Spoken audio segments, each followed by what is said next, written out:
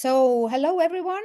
Welcome back to the Education for Technological Literacy and Engagement Project, the seminar for lecturers, second day. We are talking about streaming today, and I'm really glad that we have my good colleague, Paolo Girol from Estonian Academy of Music and Theatre, also with us here today to share his expertise and experiences with streaming. And I'll give the floor to Paolo, but just to introduce that he is originally from Italy, but has been working here in the Estonian Academy of Music and Theatre for I don't know, forever already, and he has he's actually chief coordinator for the department of composition and improvisation. And he is a composer, audiovisual composer himself. So it's better that he would introduce himself to you and share the experiences and knowledge about streaming. Here you go. Yeah, Kari, thank you very much. Yes, it has been a long time I am in Estonia. It's a long journey that started around 2008. And I still remember, I want to tell you a very funny story, a coincidence actually. When I was studying in a small city called Trieste, that is near the border with Slovenia. And one of my classmates, his name is Stefano, he was extremely passionate about coding. He didn't study coding, but he was passionate about coding. I remember him waiting the daughter outside of the kindergarten in the car, and he was coding meanwhile waiting. And there was this challenge given to us by our rector and main coordinator of studies, and it was to develop some kind of activity online. So at the time, tools were really I remember there was Skype. Someone did something with Skype. And of course, Stefano started to code something. And from this first approach to coding for creating something that can be used for making music online, the institution developed a bigger project. And that project became what nowadays we know like Lola, this system that a lot of institutions are using. So my connection with this kind of solutions traced back really during my study, and it was a very interesting coincidence. And since I have been in Estonia, and when the institution that I work for, the Estonian Academy of Music and Theatre, raised the need or the idea to have some activities, to start to have some activities online. And for activities, I mean mainly pedagogic and performing online, practicing online. I was involved in this we call it working group. And that was approximately 2017, around that period. And so it's very interesting story that connects me also personally with this topic that we are going to talk about today. And as Kari introduced me before, I am Paolo Girol. At the moment, I am the chief coordinator of the Department of Composition and Improvisational Music. And it is a department that includes 7 curriculums, and mostly all of the curriculum that are dealing with music technology are under this department. So for us, technology is really everyday food, not only for working, but also for teaching. And we are trying to give this mindset also to our students. So after this short introduction, I would like to get to know a bit also about you, about what you know about the topic we are going to talk about. And I would like to break the ice with some questions with you. I'm going to publish a link in the chat. Is a Wevox link. I invite you to open it, and you should get a Vevox page, the welcoming page. I feel everyone open it. Adriana as well, you open it. So I try to interact with you. And the first question is not connected to the topic, but let's break the ice with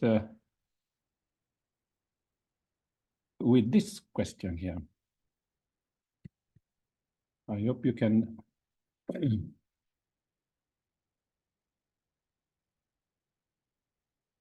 How was your day gone so far? In Estonia, it's already afternoon, so we had.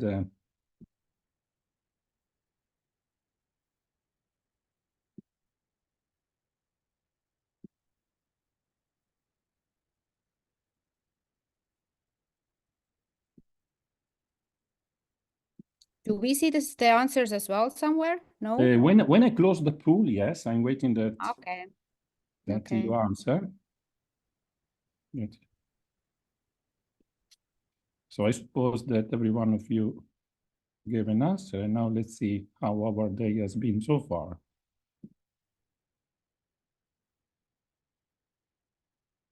So busy, very busy. So it looks like it is a normal day for a lot of people. For some one of us has been lazy, lucky one. But mainly I can see that you are digging into your work a lot. So now I have a second question, and it is more connecting to the topic of the day. And I open it in the same page, so you don't have to leave that application there. And it is more connecting to the knowledge of hardware and software that we are using for online music performance and music pedagogy. So if you never heard some software or hardware that is used for this kind of activity, please feel free to write down your answer.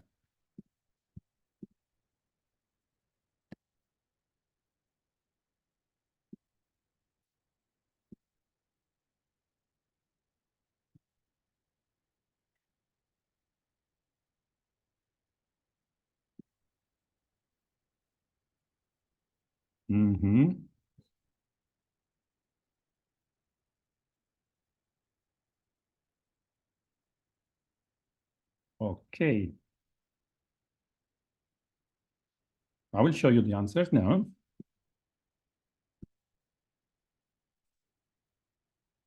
So beside Lola that we mentioned before and Sonobus, Spotify as well, basically 50% of us is not sure about specific technology developed for music performance and music pedagogy.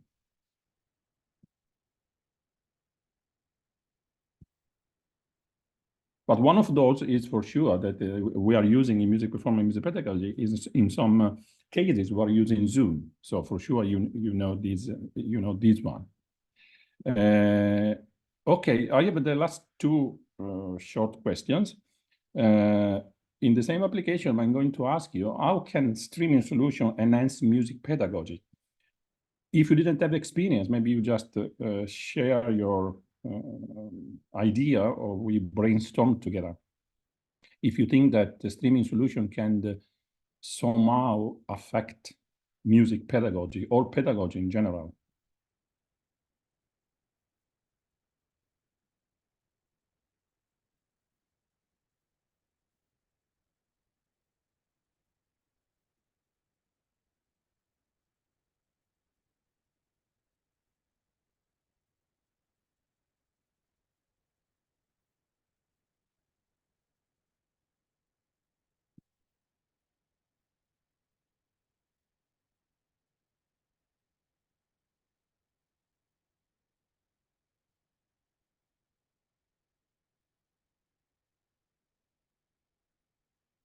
Okay, I close the, and let's see what we, answer. I could teach everywhere. Yes, for sure. Location-free teaching is a very similar answer. And enhancing attention and interests, that's also a very good answer. It may make online teaching feasible as well. Yes, yes. The first comment, I could teach anywhere, and location-free teaching makes me thinking about the specific reality that we have in Estonia. Estonia is a country with really low density of population, and the distance between the two main cities is approximately 200 kilometers. And in these two main cities, there are a musical institution. And but of course, in Tallinn, there is much more. I would say much more. The community is much bigger, and so if one teacher would like to go to Tartu and give a lesson, he has to drive 200 kilometers going, 200 meters coming back for probably 1 hour of lesson. So the adoption of this kind of technology can surely be a big advantage. So the teacher can be home and spend 1 hour of time from home and give a lesson in a city that is 200 kilometers away.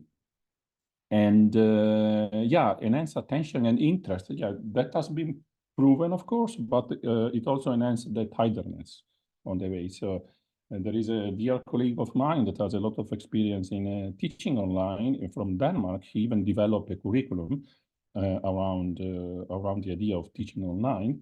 And he states all the time that for him, 1 hour of teaching over the internet is equal to sorry, it's vice versa. 1 hour of real teaching in real life is equal to 40 minutes of teaching online, because it's a bit more exhausting. Thanks for the feedback, and I have a final question, and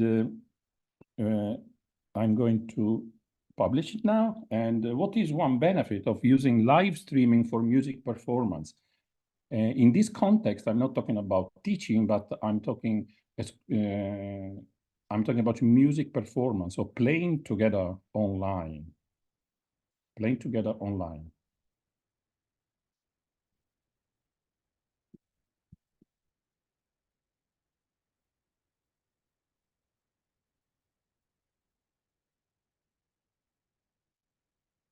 Mm-hmm.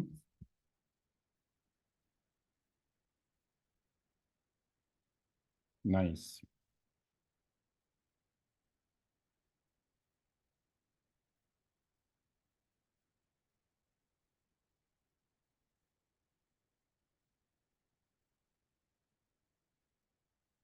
Nice answer.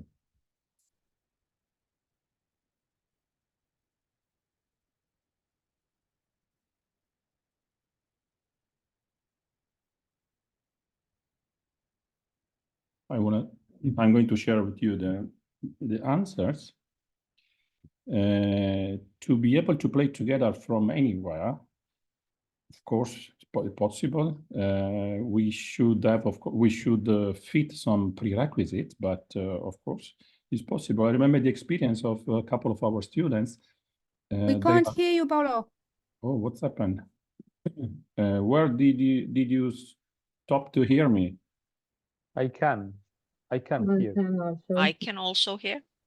Okay. Me too. And also. Okay. Okay, but if it happened again, just interrupt me. So I remember the experience of this duo, our students. He was based in Tallinn, and the partner in the duo was based in Vilnius, and they planned to have a concert together. And so for the first 3-4 weeks, they have been practicing online, practicing the program online. They didn't meet. One was in one room at the academy, the other one was in one room in Vilnius. And they meet together only 1 week before the concert, when the program was already developed and all of the technical problems were solved. And afterwards, they started to practice in real life for 2-3 times, and they had the performance. So it is a very efficient way also to develop new strategies of performing. So because the attitude that we should have towards this technology is not the one that this technology are going to substitute what we already have, what is already existing, but they are going to amplify the possibility. And this is, for example, the case, the one that I just described here. Accessibility to all, inclusion, yes, for sure, definitely. I hope that in the second part, I would like to share with you an example of hospital and hospital inclusion, hospital experiences, sharing experience, gaining new audience and players, accessibility, multi-possibility, and interaction and connection. All of them are very good. Bigger audience, reach more people who wouldn't access otherwise, and musicians from all over the world can perform together. No need to travel long distance. True, the green fingerprint, yes. Just a comment about the new audiences. Yeah, it is true. This technology gives us the possibility to develop the new relation with audiences. One example can be a performance that we had 3-4 years ago. Basically, a couple of musicians were in our stage in Tallinn, and a couple of musicians were in Italy, in a city nearby Venice. And the fifth one was a dancer, I suppose, if I remember correctly. He was in Ljubljana. And in all of these locations, we have a different audience. So we have been multiplying the audience in all of the simultaneously in three different locations. Of course, the experience that they had was not exactly the same, but it was very similar. They were experiencing at the same time the performance. So thank you very much for this this feedback that you gave. And I would like to start to get into the topic of the day. And let's see if I am able to use the whiteboard. So I should be able to have enough permissions to do that. Okay, so I'm also learning something new. I suppose you're watching a widescreen at the moment, in which it is written Streaming Solution for Music, Performance and Pedagogy. That is the title of today's presentations. I would like to show you some prerequisite of any activity that we are doing online. I summarize them here in 4 points. The first one is a good internet. So a good internet, it has to be, of course, it has to satisfy the need of the hardware and the software that we are using. So the need of what kind of internet we need to make a specific activity depends on what kind of software we are using and hardware, of course. And what kind of software and hardware we are using depends by the activity that we want to implement. So we have to analyze these aspects. So let me say that the most important thing, the base of everything is the use of internet. So when we talk about internet, we have a couple of parameters that we always have to keep in mind. And the bandwidth, that is how much bandwidth we have in our the capacity of our internet. It is very easy to test it. There are also online tools that are allowing us to test our bandwidth. The latency is the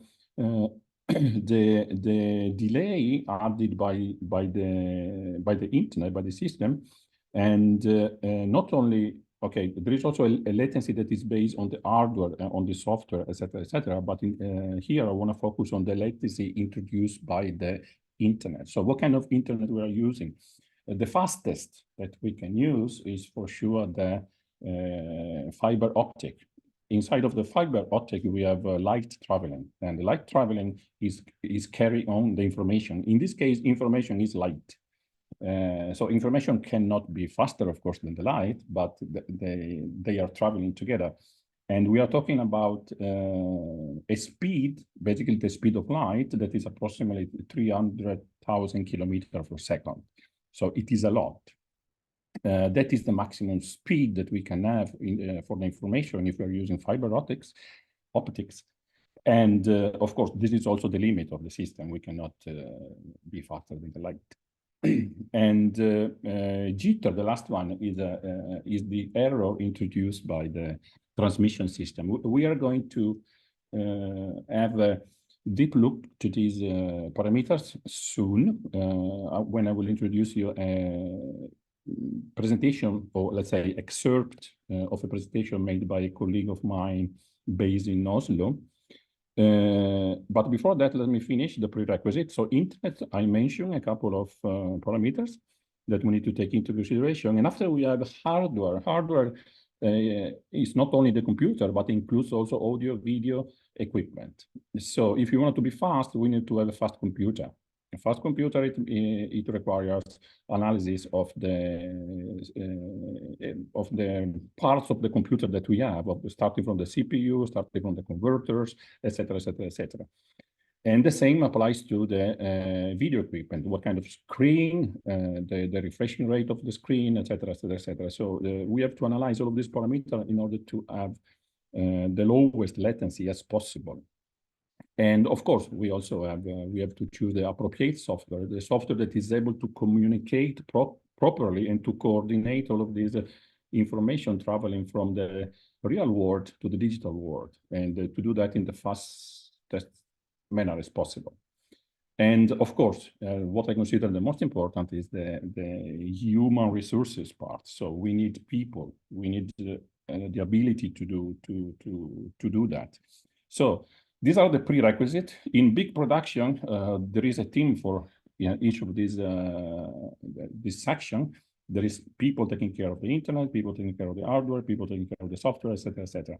But in every situation that we are that involving performing over the internet, for example, also today, I have been dealing personally with all of these for prerequisite. I was checking my internet connection in the morning.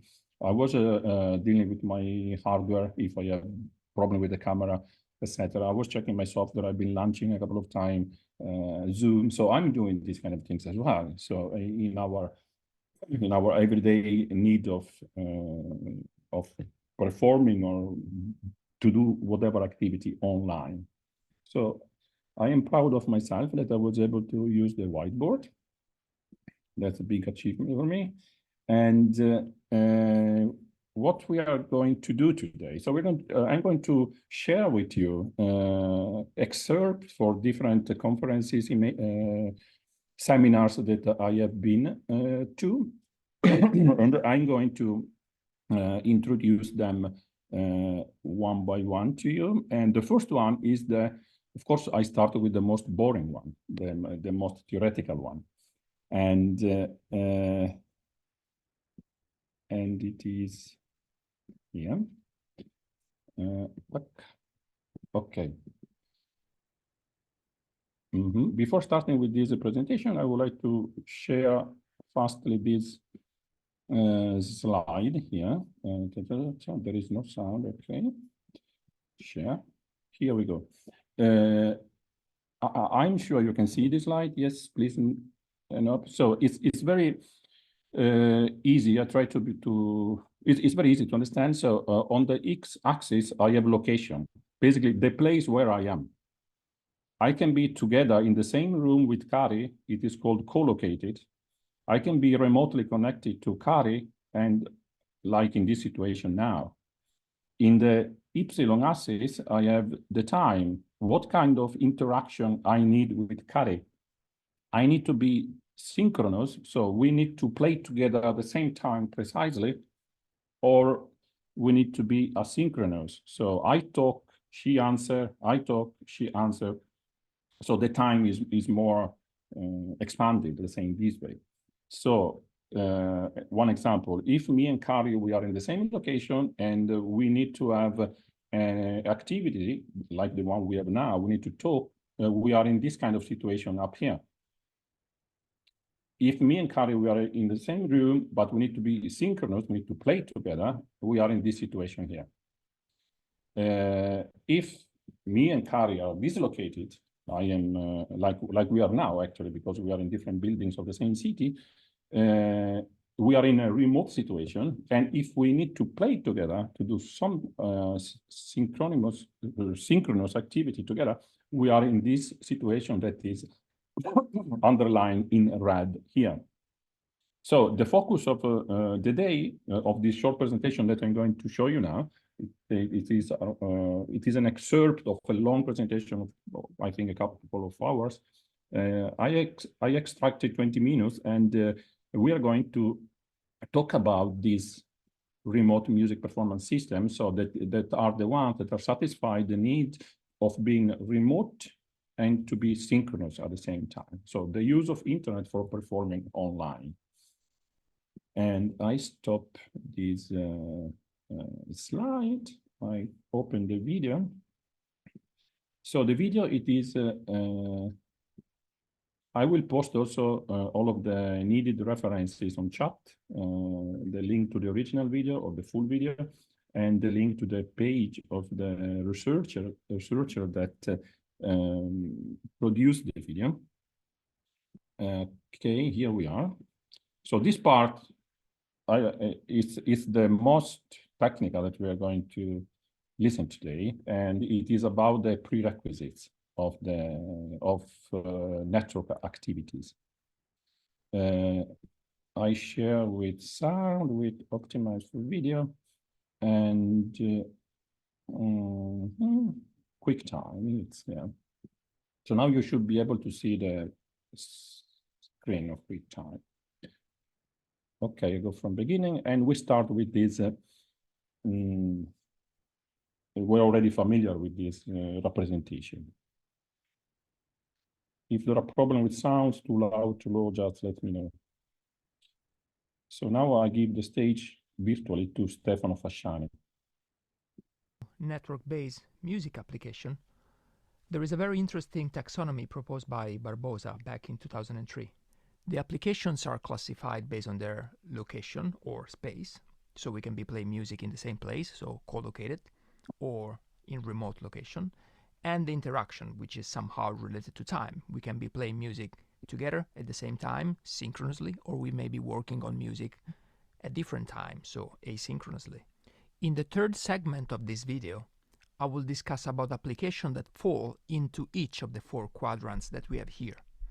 As you can guess, playing music synchronously from remote locations presents the greatest technical challenges. In this segment, I will mostly refer to the requirements and characteristics for this type of network-based musical application. In the ecosystem of music performances, we have many actors. We have, of course, the musicians, performers, maybe a conductor, audio engineers, other people playing live electronics, and of course the audience. To different extents, and depending on the context, these actors interact with each other. Usually they are co-located in the same physical space. The idea of network-based music performances is to distribute them across remote location and interconnect them, so each actor or group of actors represent a node of a computer network. Here is an example of a network music performance. The piece is called Renditions 3, composed by Alain Renaud in 2012, and it's performed on the 18th of April 2012 in 3 locations: the Bournemouth University, Queen's University Belfast, and Stanford University. The piece features 3 performers in 3 different locations with audience in each location. There are also elements of live electronics, spatial audio, sonic visualization, and dynamic graphical score generation. This piece was actually composed to be played over the network. There are a lot of things that may be very challenging to do over the network if we are placed in remote locations. But on the other side, the network also offers great opportunities that we don't have if playing in the same physical space.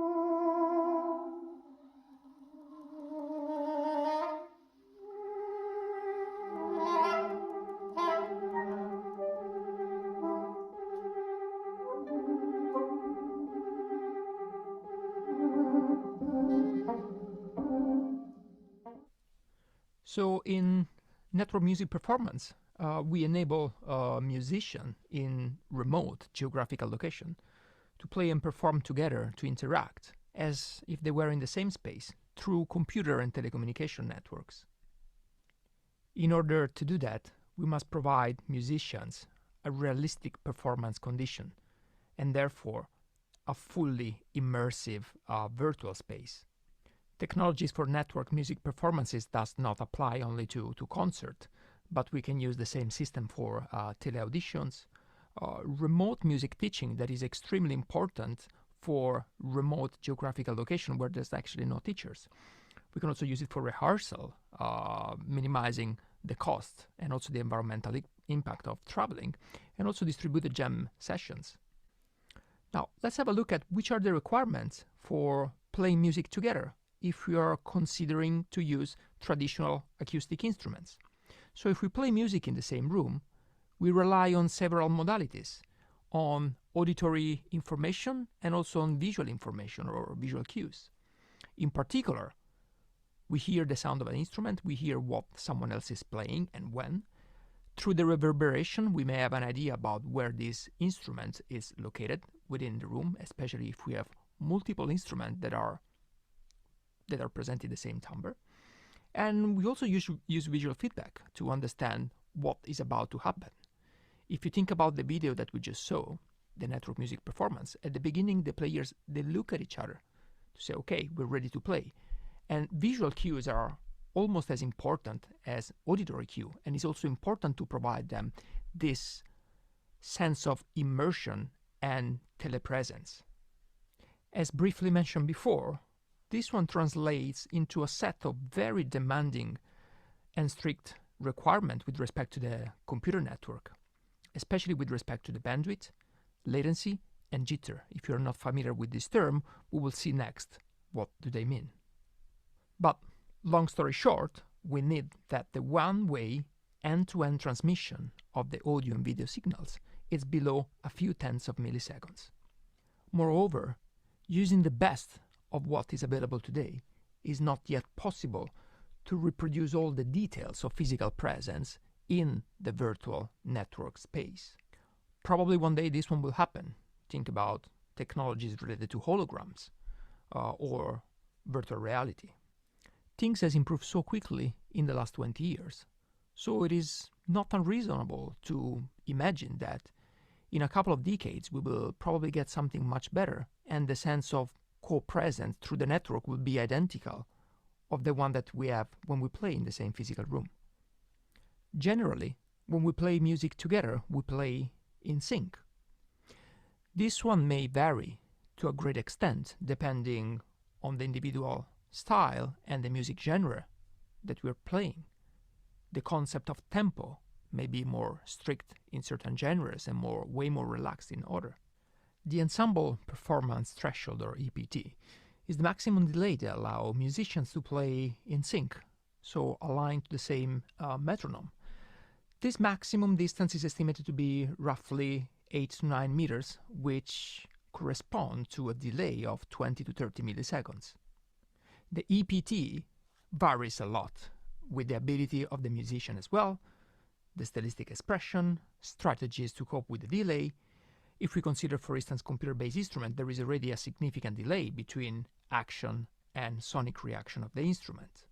Here we are considering bilateral communication and therefore listening to the reaction of another musician to our own act of playing. Let's assume that there is a violin player and a saxophone player. They're separated by about 8 meters, and therefore there is an acoustic propagation delay of 20 milliseconds. So it takes 20 milliseconds for the violin player sound to reach the saxophone player, which will play something else. And this one will take another 20 milliseconds to reach back the violin player. So the round trip is roughly 40 milliseconds. We can tolerate delays of maximum 40 to 60 milliseconds. We can still cope with this. If this delay gets larger than 60 milliseconds, it gets very, very difficult to play in sync, and we need to seek for different strategies. Here there are two emulated examples. In the first one, there is a bass drum player and another player playing the close hi-hat.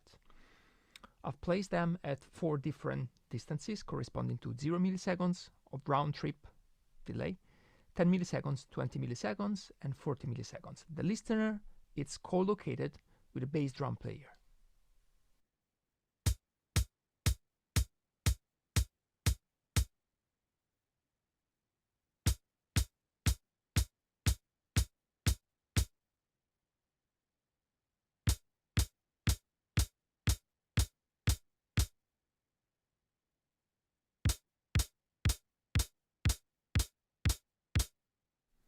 The temporal misalignment is already evident with a delay of only 10 milliseconds. Now let's listen to another example in which there are 2 different instruments involved, an organ and a flute.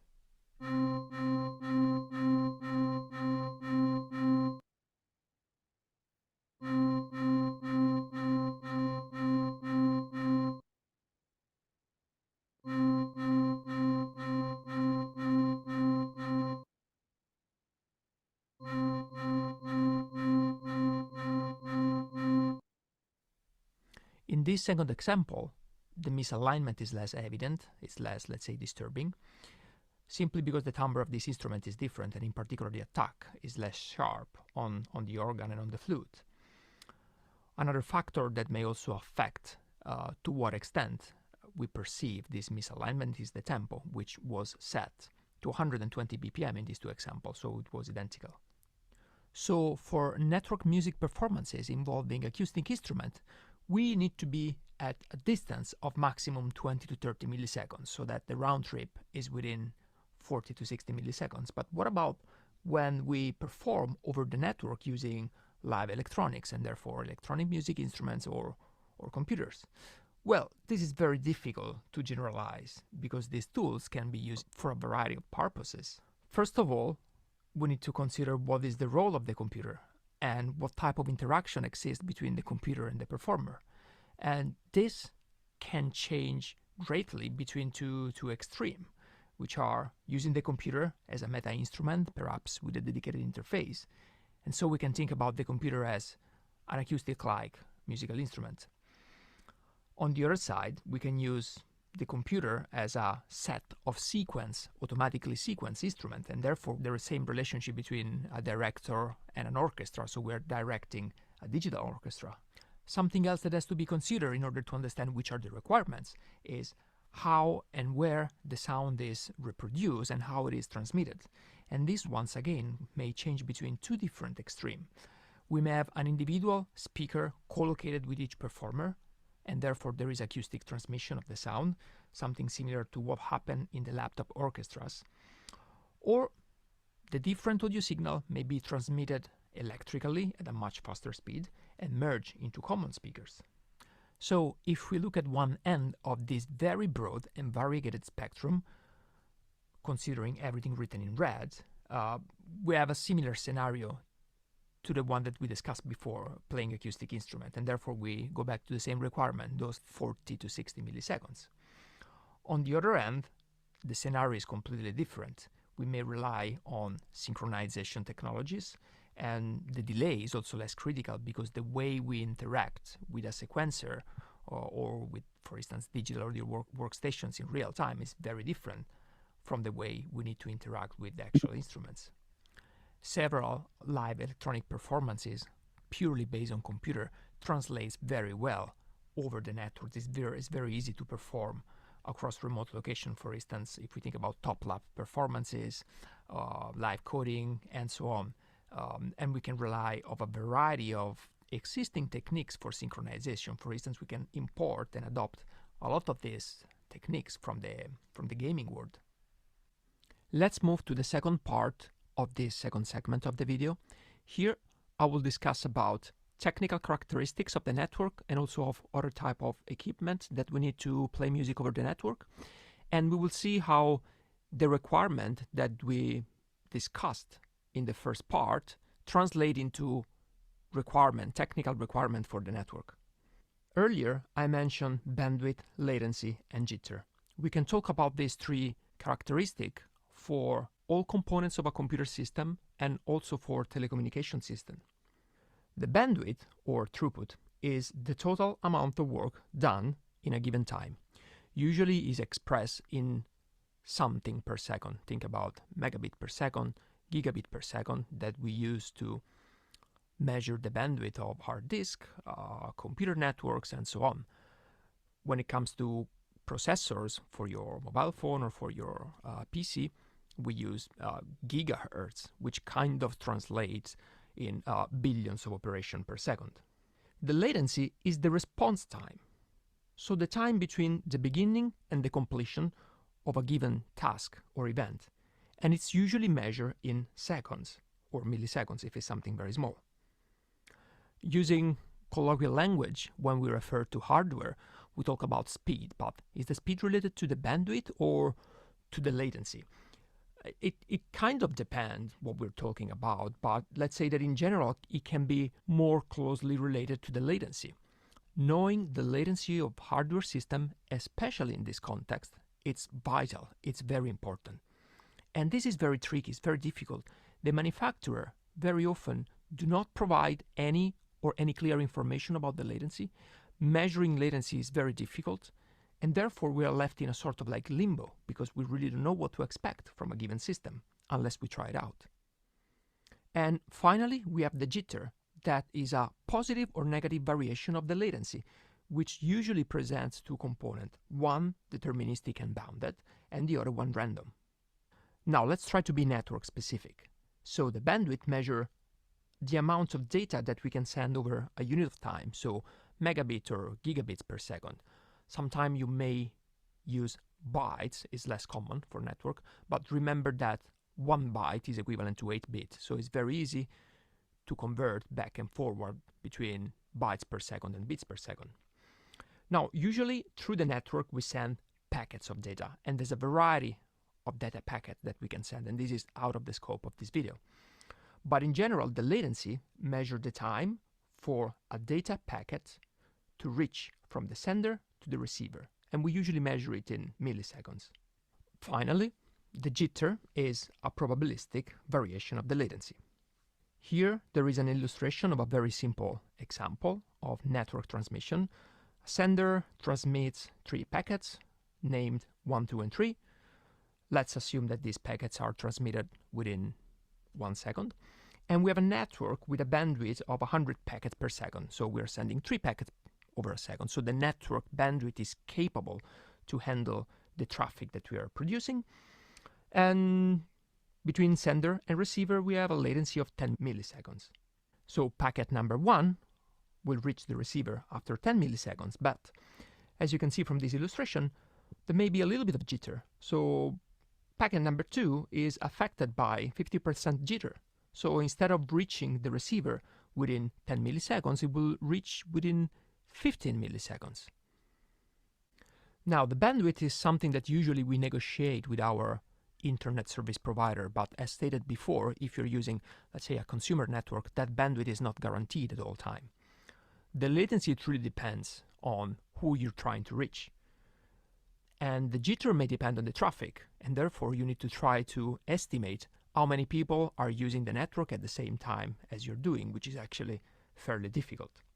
Can we tolerate the jitter? It really depends on the application. If you're downloading a file, it's totally fine. It's not a big deal.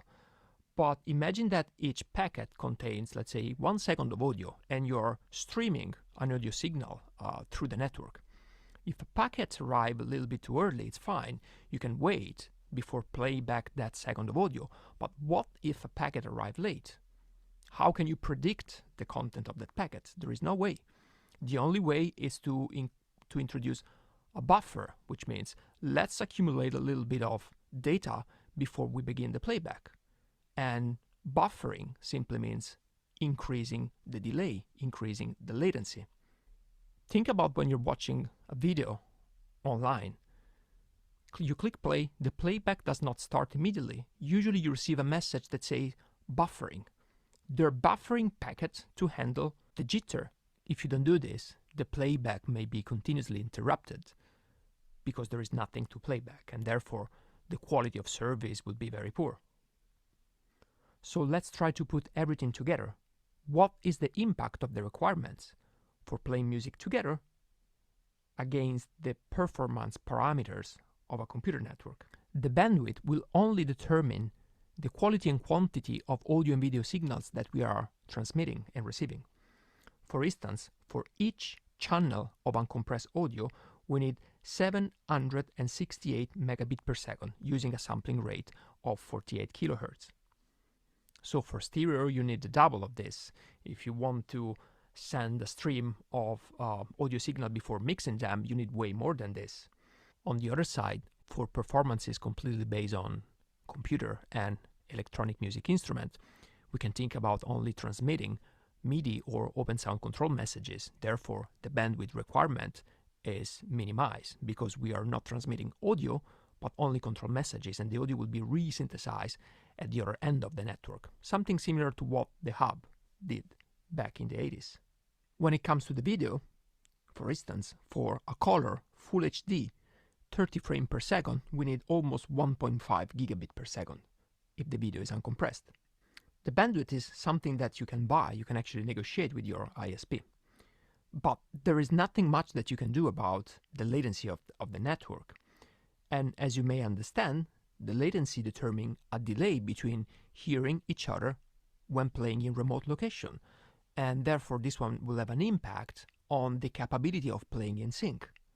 Finally, to handle the jitter, we need to add some buffering, which will give us further delay in the network transmission. So in general, the bandwidth is very important, but it doesn't matter how much bandwidth you have. If the latency is too high, it is not possible, or it is very difficult to play music in sync. But it's also possible to rethink about the way we play music. There are strategies, as we will see in the third segment, to play even in presence of very high delays. So the bandwidth is something that we can actually buy. We can negotiate it with our ISP, internet service provider, within, let's say, reasonable and given limitation, or we can actually think about decreasing the quality of our audio and video signals. But when it comes to the latency, there's very little that we can do. We don't even know who we should talk about if we want to reduce the latency, because there are so many different stakeholders involved in the internet, especially if you are playing across very remote locations. So the latency in this context is even more important than the bandwidth. Okay, here we are back. So that was the heaviest part for today concerning the theoretical approach to this kind of matters. And there is again the whiteboard.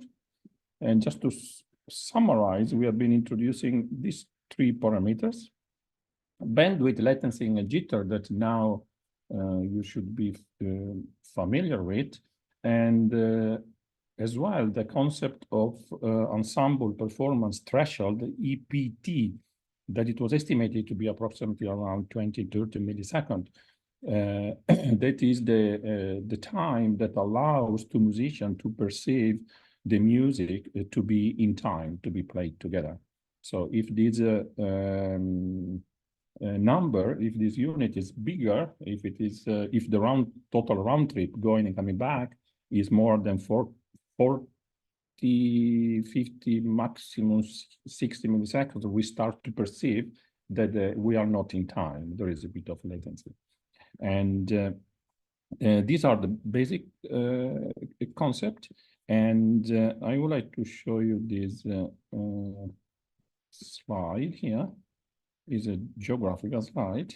if I plot on the map the distance of 10 milliseconds, and in this case it is centered on Oslo, we can see that we have a range of 10 milliseconds that basically reach all of Europe.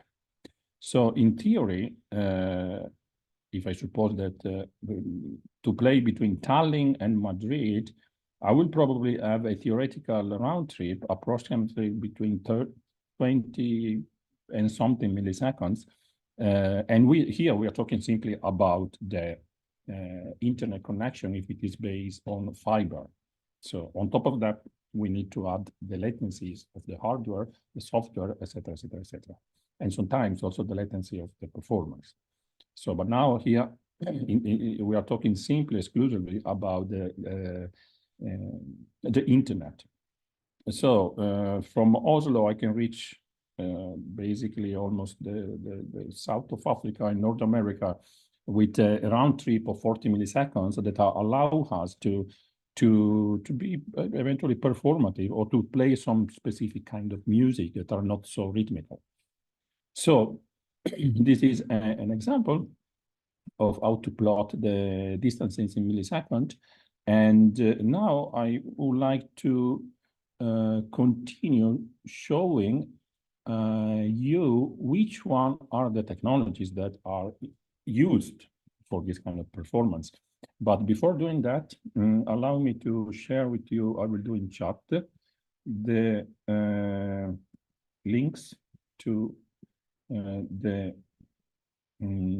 video and to the website of the author I am referring to.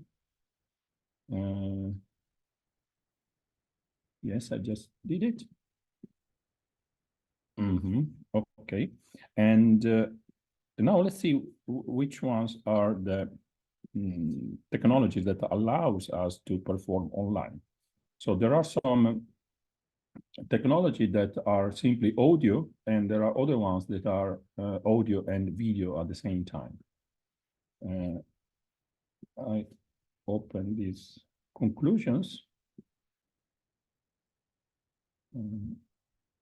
with VLC now. Let's see if the VLC is working as well. The remote music performance system. Yes. Shows that. And now I'm going to share with you. So if you remember the graph that I showed you at the beginning, now we are in this lower right region where we have the need to perform remotely and we need to be synchronous as much as possible. So which one of the technologies that are software technologies that are allowing us to do that? We already talked about the internet. Now we are going to analyze some software solutions. And I give the stage for the second time to Stefano, and he's presenting this kind of possibilities. To the remote music performance systems, those that we started to introduce earlier because extremely challenging from the technical point of view. These are using organized events where there is a group of users performing over the network, usually displays over different geographical location, and they interact synchronously with a set of musical instruments that can be acoustic, electronic, or anything in the between. In these cases, the sonic interdependency between players is severely affected by the network latency. In other words, we are talking about telepresence, so providing the sense of presence using computer networks. The latency introduced by the network is the central issue in this case, unless there is no requirement to play synchronously following a common tempo due to the specific music genre or due to the specific composition.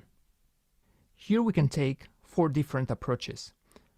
We can think about developing or adopting technologies that minimize the latency to keep it below the ensemble performance threshold, therefore being at a distance of 25 milliseconds or below, so that the round trip does not exceed those 40 to 60 milliseconds. Here I'm using seconds to measure a distance, which may sound a little bit strange, but indeed the physical distance, it doesn't matter anymore. What it matters is the time that it takes for the sound to reach the other player, so we're just sticking to time. Alternatively, we can develop performing strategies to cope with the latencies that are above the threshold. And it's very likely that musicians will take a little bit of time to get used to this. Alternatively, we can think about the latency as an opportunity rather than a problem. I would like to cite Atao Tanaka, one of the early adopters of network music. He stated that I find internet time delay rather interesting, and I think of it as a kind of unique acoustic of this media. Rather than to play existing music on this new time basis, what is interesting to me is trying to find a musical language that works on this time axis.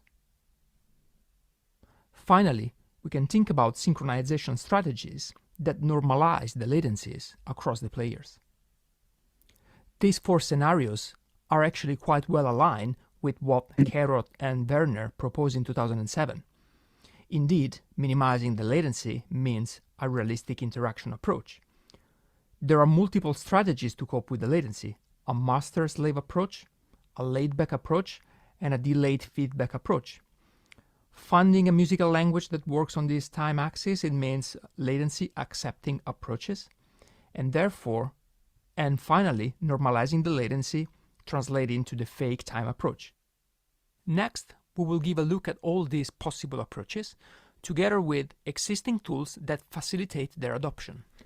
The realistic interaction approach aims at keeping the distance between players below the threshold, the ensemble performance threshold, so below 25 milliseconds. In the illustration on the right, the 2 points represent the players, and the concentric circles represent the acoustic wave traveling between each other. It is important to understand this type of illustration because we will see it again later versus the other possible approaches. Most of the systems that fall within this category are the outcome of projects that started in the early 2000s with the advent of the Internet 2 consortium, which is a consortium for non-profit United States computer networking, led by members of research and educational communities, industry, and government. There is very little that can be done to reduce the latency of the network, but a lot can be done to reduce the time that is wasted within the computer system or the hardware system at the transmission and reception point. This is the common and main idea behind all these systems. Try to capture the audio and video signal as quickly as possible and transfer through the network as fast as possible. Minimize the latency that is spent within the computer. Also, try to use transfer protocol that may result in lower latency or lower jitter within the network. There are two types of systems. Those based on peer-to-peer streaming, which do not require a centralized server to receive and distribute or broadcast the audio and video streams, or those based on centralized and professional servers.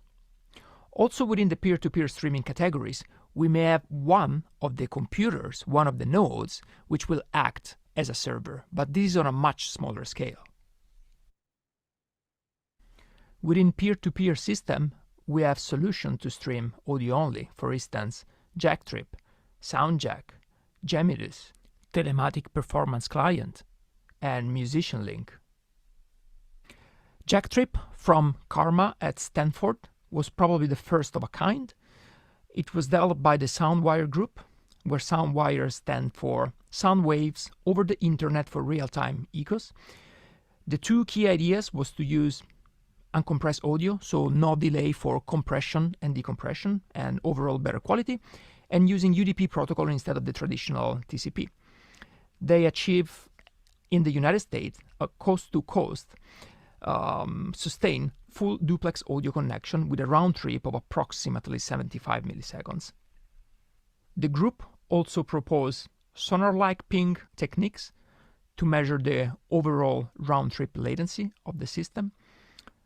They record a pulse on the microphone of the first room, which will be traveling through the streaming system within the first room, going through the network, received by the streaming system of the second network, reproduced by a loudspeaker, captured back by a microphone into the second room, going back the streaming system once again, going through the network, and then played back by the loudspeaker in the first room. And here we can actually check the delay between the ping, the pulse that we transmitted, and the one that we received back.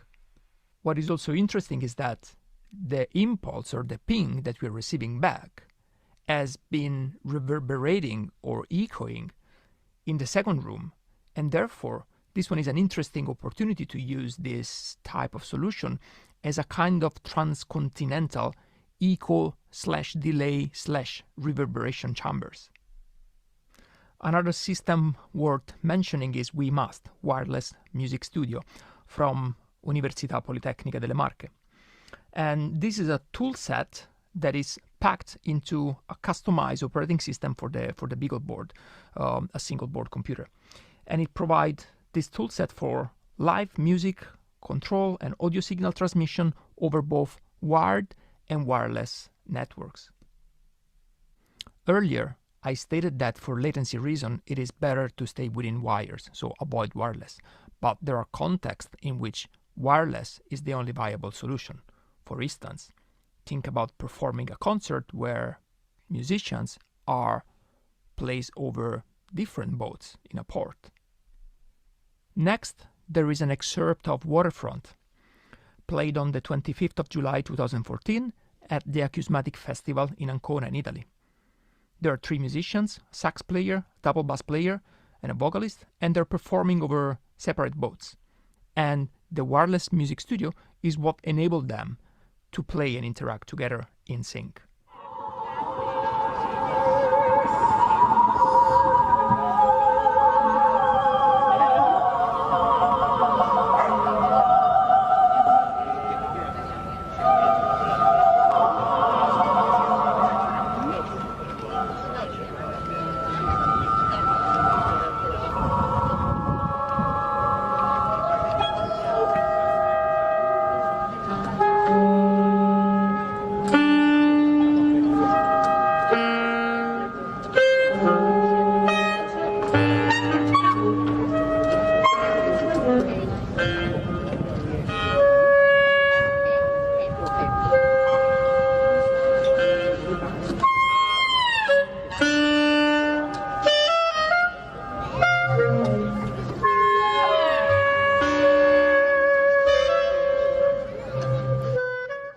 The Ultra Video Conferencing System of McGill is probably one of the earliest examples of peer-to-peer solution including audio and video. It is a sort of high-quality, high-fidelity video conferencing system. The aim was to provide the feeling of being there, wherever there may be, and so using computer networks and the internet. Application included broadcasting of concert, virtual classroom, remote instrument lessons, and online jamming. The earliest trace of this system are dated back in the year 2000, and this software has not been updated anymore since the year 2010, but is still available for free download. Something that I would like to stress here is that a high-quality audio-video streaming system is a necessary but not sufficient condition in order to achieve telepresence, the sense, the feel of being there. The quality of the microphones, the quality of the speakers, of the cameras, of the screens, of the projector, the room, the acoustic of the room, the lights in the room, the positioning of all these components within the room around the players play an essential role in order to generate, in order to provide that feel of telematic presence. So it's not only about the software, but the scope is much larger, the problem is much larger, and it must be addressed in a sort of holistic way. Similar but more recent systems include Jackasm, which allow multi-point connection, so you can play being in more than 2 different locations. This system also provides a tool that estimates the capability of your network. ArtMesh, that provide a complete set of tools for producing network-based events. UltraGrid, which provide the capability to stream with low latency, high-quality video with up to 4K resolution. Lola is a low latency and high-quality audio-video transmission system. oriented for network musical performances and interaction that has been developed since several years by the Conservatorio di Musica Giuseppe Tartini from Trieste in Italy, in collaboration with GAR, that is the Italian Research and Academic Network. Lola is a quite well-known system within people that perform music over the network. It has been around for quite some time. And it is not just a software, it's an overall system. It is based on a software, but you need to run it on a specific machine with a certain type of processing power, GPU card for graphical acceleration, and moreover, it relies on reliable, error-free, and symmetric network service that today only the research and education network can provide. Therefore, you won't be able to use this over a normal internet connection. Okay, thank you very much to this, Stefano. I hope you had some nice introduction to the topic, and the first part was about the a bit theoretical theory that there is behind, and the second part was a bit about the solution that we can have. So this part, as I mentioned at the beginning of today's meeting, it is the most theoretical, but now we can continue and have a bit more fun in a way. So now what exactly we can do with this kind of activity, or at least what we have been doing at the Estonian Academy of Music and Theatre, and what kind of technology did we decide to implement according to our needs. It has been a long journey, and at the moment we have several rooms that are equipped with specific hardware and software. Mainly, we have rooms in which there is Zoom, Sonobus, and we have a couple of those rooms. And we have a couple of other rooms that are equipped with more advanced software, like Lola, Lola for sure, and Ultra Grid. I asked to my colleague Carl to take some pictures and to show you our rooms. So now let's see what kind of facilities we have here at the Estonian Academy of Music and Theatre. Also, this one is an excerpt taken from a recent event that we had together. My name is Karl-Erik. I'm actually studying in EMTA right now, and also been part of the technical team for this year. And I'm shortly going to talk about our technology that we have in EMTA about in regards of blended learning. First of all, just a sec. We have basically 5 options to do blended learning in EMTA or EAMT, 2 Lola specific classrooms that are equipped for Lola, but also can be used for other platforms, 2 Zoom classrooms, and a work in progress mobile Lola system that can be used basically in any room or hall for basically larger events or any kind of other needs. Lola classrooms, there's 2 of those. We have PCs that are specifically built for Lola based on the recommendations they give in the manual. Currently, we try to use Lola 2.0 and also we can use 1.5, it doesn't matter. We have the important thing for Lola is to have like really low latency, as low as possible. So we have displays that have fast response times and VGA support, as VGA is basically analog, so it's really quick. Also, like Lola recommends, we have Xime grabbers for video. And like Nikita talked, we usually use either Allen and Heath Z, like a completely analog console, or if we need to send multitrack, we use Lola again recommended Yamaha 01V. So we have like custom made in the rack, basically a Lola station for 2 of the rooms Basically, we have a larger one, D511, that's can handle any capacity or any number of persons, and also smaller one.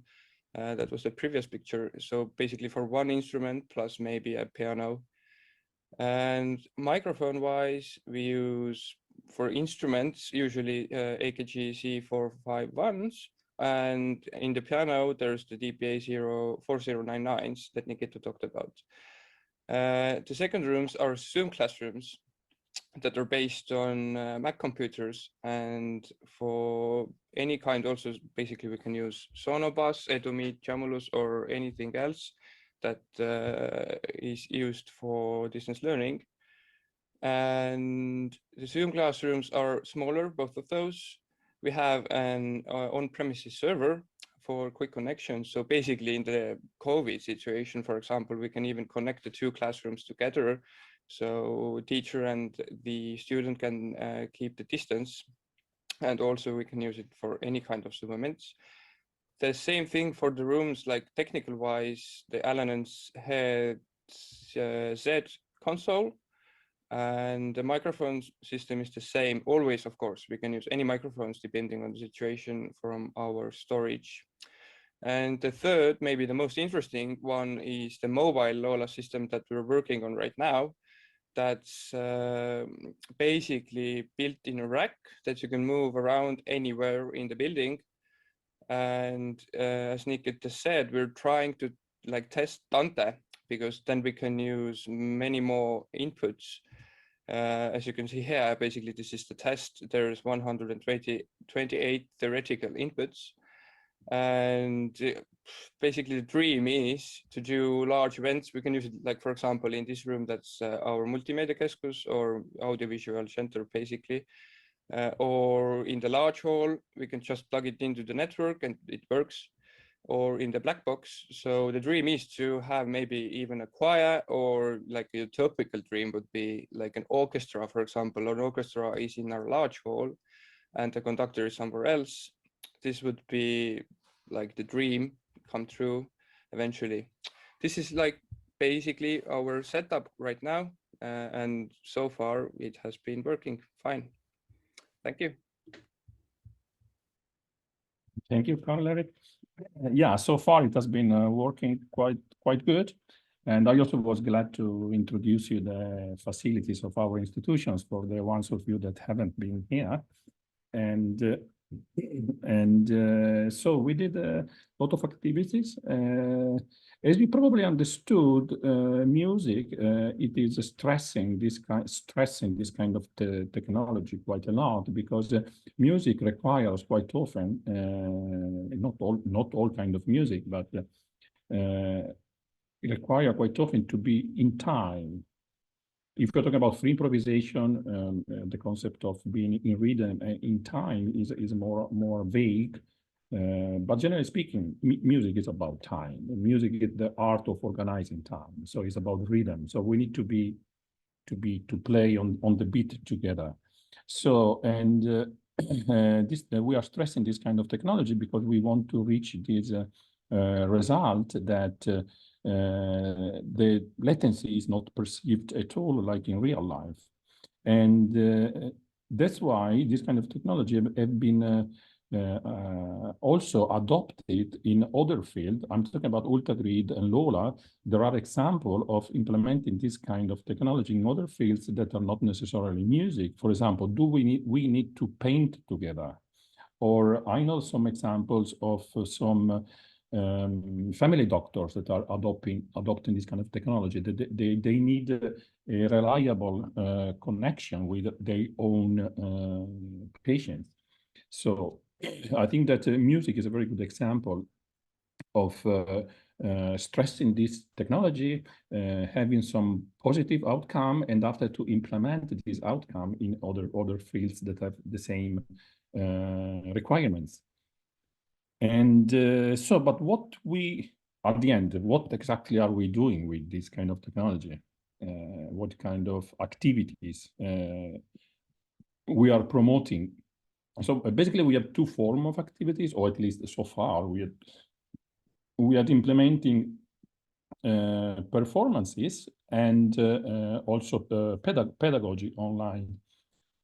And I have here a short summary of the three events that happened at the Academy.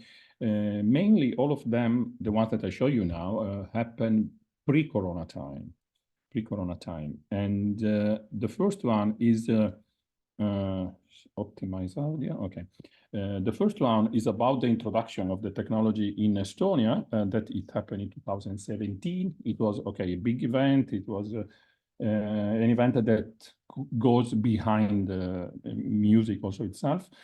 And the second event is about, yes, of course, is about the organization of our training days, because we understood soon after starting to use this kind of technology that it is extremely important to train the trainers, to train the people that is dealing with this kind of technology in their own institution, especially if they have the same technology that we are using. So we can share, we can create this moment of sharing the expertise, sharing the experiences, and to continue the development of the field, especially if one day I have to make an event, a performance or a pedagogical event with an institution that I already know the workers, because I have been educated with them. So I know exactly even how to talk with them, how to express the need. So the second part is about these training days. A lot of people came to Estonia and we had 1 week of training about this technology. And the third one is about, that was a very nice event. At the Academy of Music of Baku, the Estonian Academy of Musical Theatre, our team, has been, sorry, was asked to support the implementation of Lola in their own institution in Baku, and that was, I suppose, in 2019. And so I have these 5 minutes of excerpts from the different situation. I'm going to play now, and if there is problem with sound, just let me know.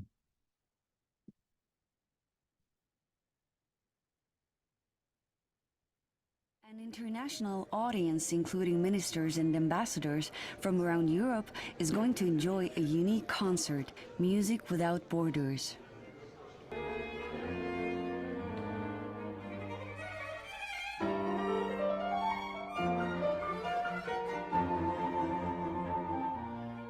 Music Without Borders is possible when high-capacity internet networks for research and education are paired with low-latency audio-visual streaming technology known as LoA. And it's not only about shared principles, it's about shared values. And what more beautiful way to kick off today's digital ministerial than this wonderful celebration of Music Without Borders.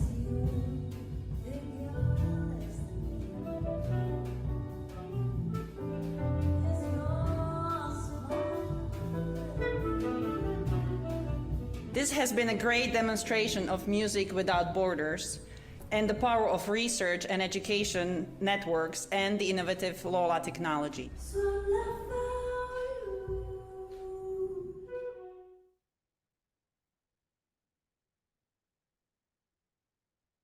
The Estonian Academy of Music and Theatre provided training, leadership and technical support based on the rich LoLA experience that it gained through the 2017 Music Without Borders concert organized by EAP Connect and subsequent other events. LoLA Training Days are the first event of his kind, and it's the first time that we're organizing something like that. And but for sure it's not going to be the last one. We already have the plan to repeat that in the next autumn. LoLA is a wonderful possibility of connecting different people, different minds, different musical experiences and inspirations. Each day of training was followed by a rehearsal, with the week culminating in a real LoLA use case. Remote transitions, a concert with a live connection between Tallinn and 2 locations in Italy. Well-known musicians from Georgia and Germany, Rezo Kignadze and Vladi Bistrov, played saxophones in Tallinn together with musicians in Trieste and a dancer in San Giorgio Venice, showcasing to an audience in San Giorgio Venice how seamless a connection the networks and Lola provide. Tallinn activities were hosted and facilitated by the Estonian Music Academy. The Italian activities were coordinated with the Conservatory of Trieste as part of an Italian music festival. The Tallinn events were organized by the EAP Connect project in cooperation with the Italian NRENGAR. We had the opportunity to welcome 8 countries and about 20 participants. We had a really great time, very interesting ideas for new projects. For new collaborations, everybody had a good opportunity to share knowledge, to have a hands-on experience with the Lola technology, which is fantastic.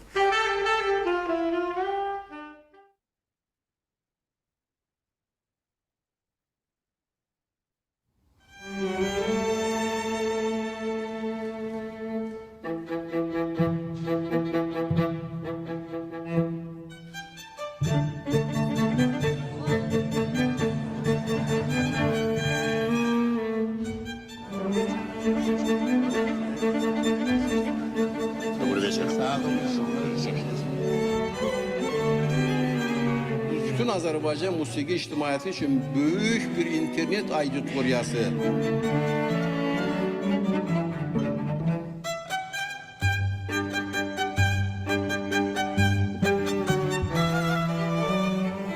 And isn't it exciting to see how digital technologies can bridge the gap, collaboration between Azerbaijan and European Union, and how cultural heritage can be renewed?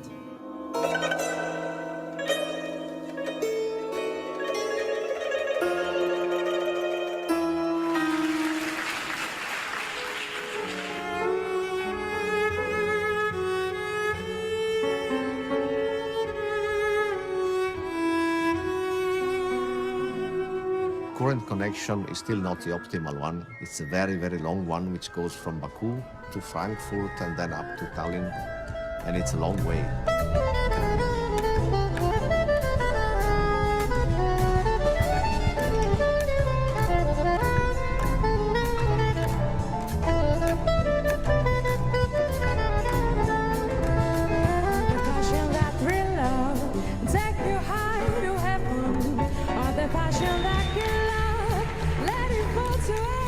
Luckily, I think that the god of bits and bytes were with us tonight, and it all worked out the best way it could ever happen. And Academy? Academy of Science, strawberry. Strawberry for us.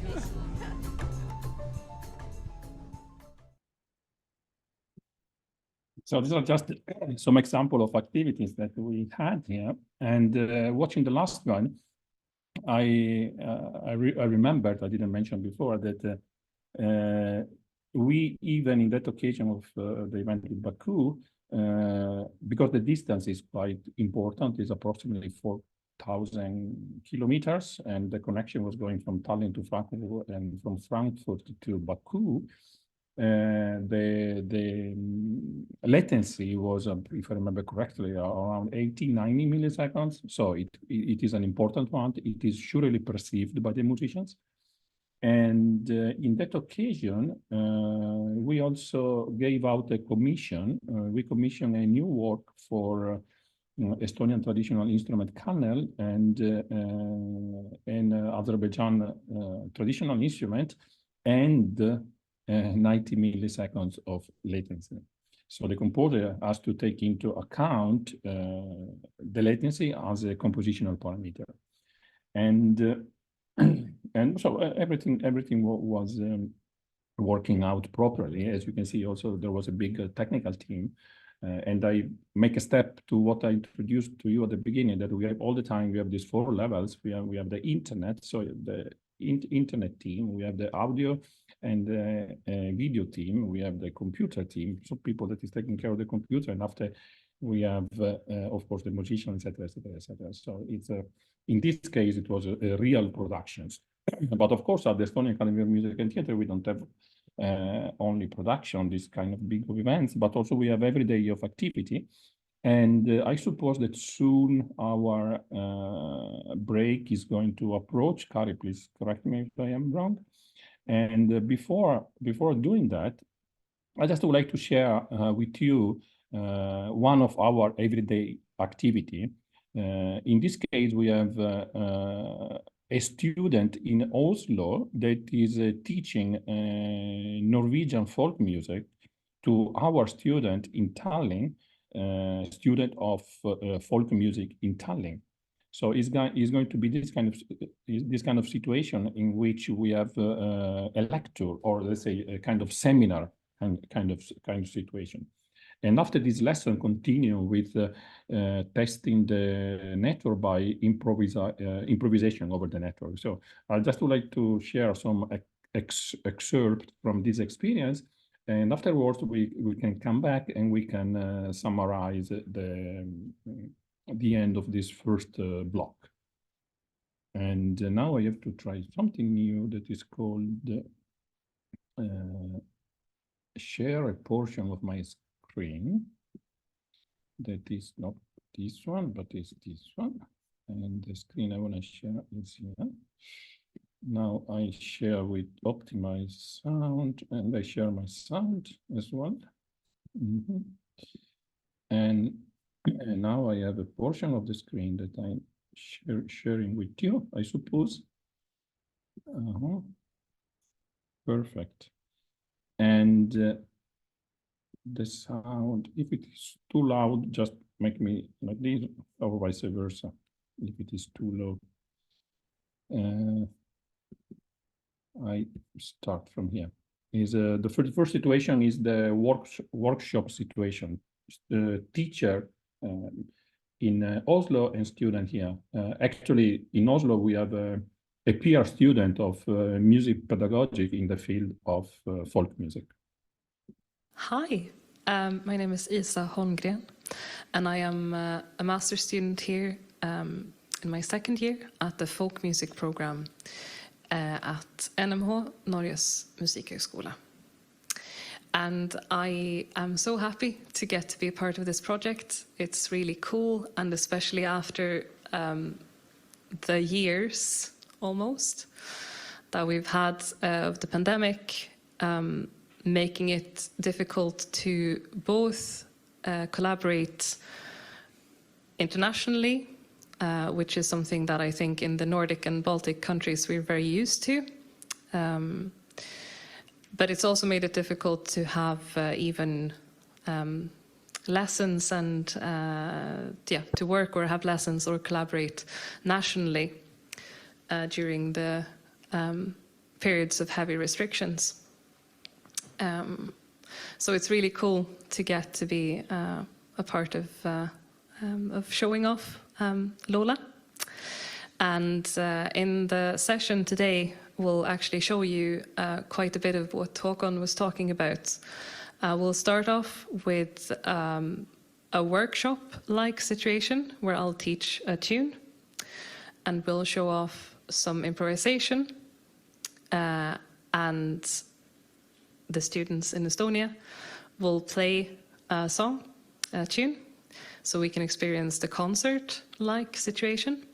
And then we'll finish off with a lovely jam session, all of us together. Right. Yeah. I'll do what I usually do when I teach a tune in a folk music context, which is that I'll sing it through one time, and then we'll do it phrase by phrase. And if you want to join in, all of you on Zoom, in your homes, just feel free. This is a part of a brudedans from Aurskog, which is a type of tune that traditionally has two parts, and we'll do the first part in a 2-beat. Yes.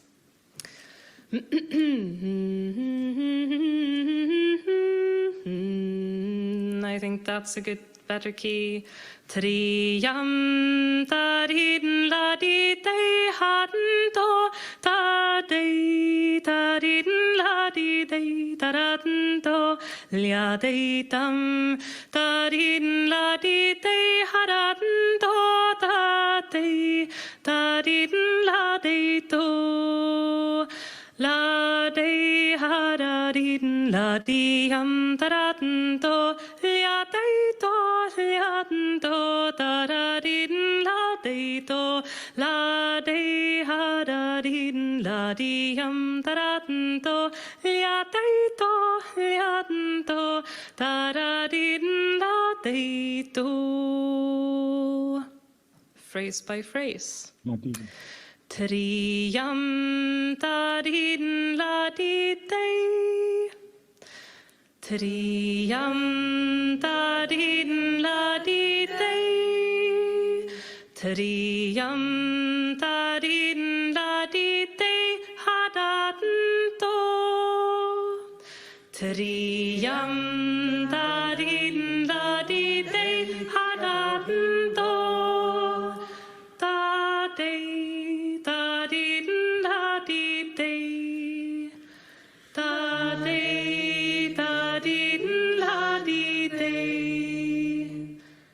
Did I start on the right note? I think so. Ta-de, ta-de. Okay. Ta-de, ta-de, la-de, ta-da-to. Ta-de, ta-de, la-de, ta-da-to. De, ta-da-to, de, ta-da-to. Just that one. De, ta-da-to. La de da din da di de hadanto da de da din la di de da danto la de da din da di de da danto la de da din la di de da danto lia de tam. Just that. So that's when it starts over. La de tam da din la di de da danto la de da din la de do. I think we can take that whole part. La de tam. Oh. La de tam da din la di de haranto la de da din la de do. And that's the whole A part. Lovely. Since we don't have all day to work on this, sadly, we'll continue with the B part. Kari, I interrupt here. At the end, it gone on. It was really a successful experience. The Estonian students learned the tune quite well, and they have been singing and performing it perfectly. Okay, very good. Nice way to wrap up the first part of the seminar. Let's go on a break. How much do we need for a break? 20 minutes? Or 15? What do we? Let's start at 3 in Central European time. Yeah, so 20 minutes break. I'll pause the recording now and we'll see you later. Thank you. Thank you. So welcome back, everybody. We are going to continue with the seminar on streaming for seminars meant for lecturers from different disciplines. And today we are getting inspiration from what does it mean to use streaming in music and music pedagogy. And Paolo, you're free to continue. Perfect. Thank you very much. So in this second part, we are going to divide it in 2 sections. The first one is concerning some kind of hospital experience that I would like to share with you. And in the second part, we are going to talk about the side effects of this kind of activity on the human beings and the so-called Zoom fatigue, or at least we are going to introduce the topic. We've been talking now for a second about the climate here in Finland, in Estonia. So I would like to bring you in I share a portion of my screen. And here we are in, you should see a slide now, correct? So we are in Finland with, with the colleague Uli Kontu. She's a musician and a folk music teacher at the Turku Art Academy. And she's trained as well as musicians in healthcare settings. She has been working several years as a musician in a healthcare setting, and now she's also working as a trainer for professional musicians who wants to learn this specialty. And during the training, musicians expand they, let's say, expertise, and they are receiving tools for working in this kind of specific environment.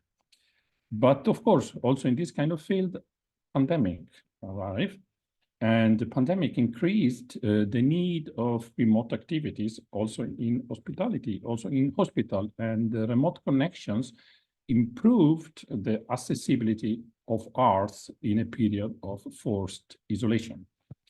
She has been involved in a pilot project. Here you can read the title of the project.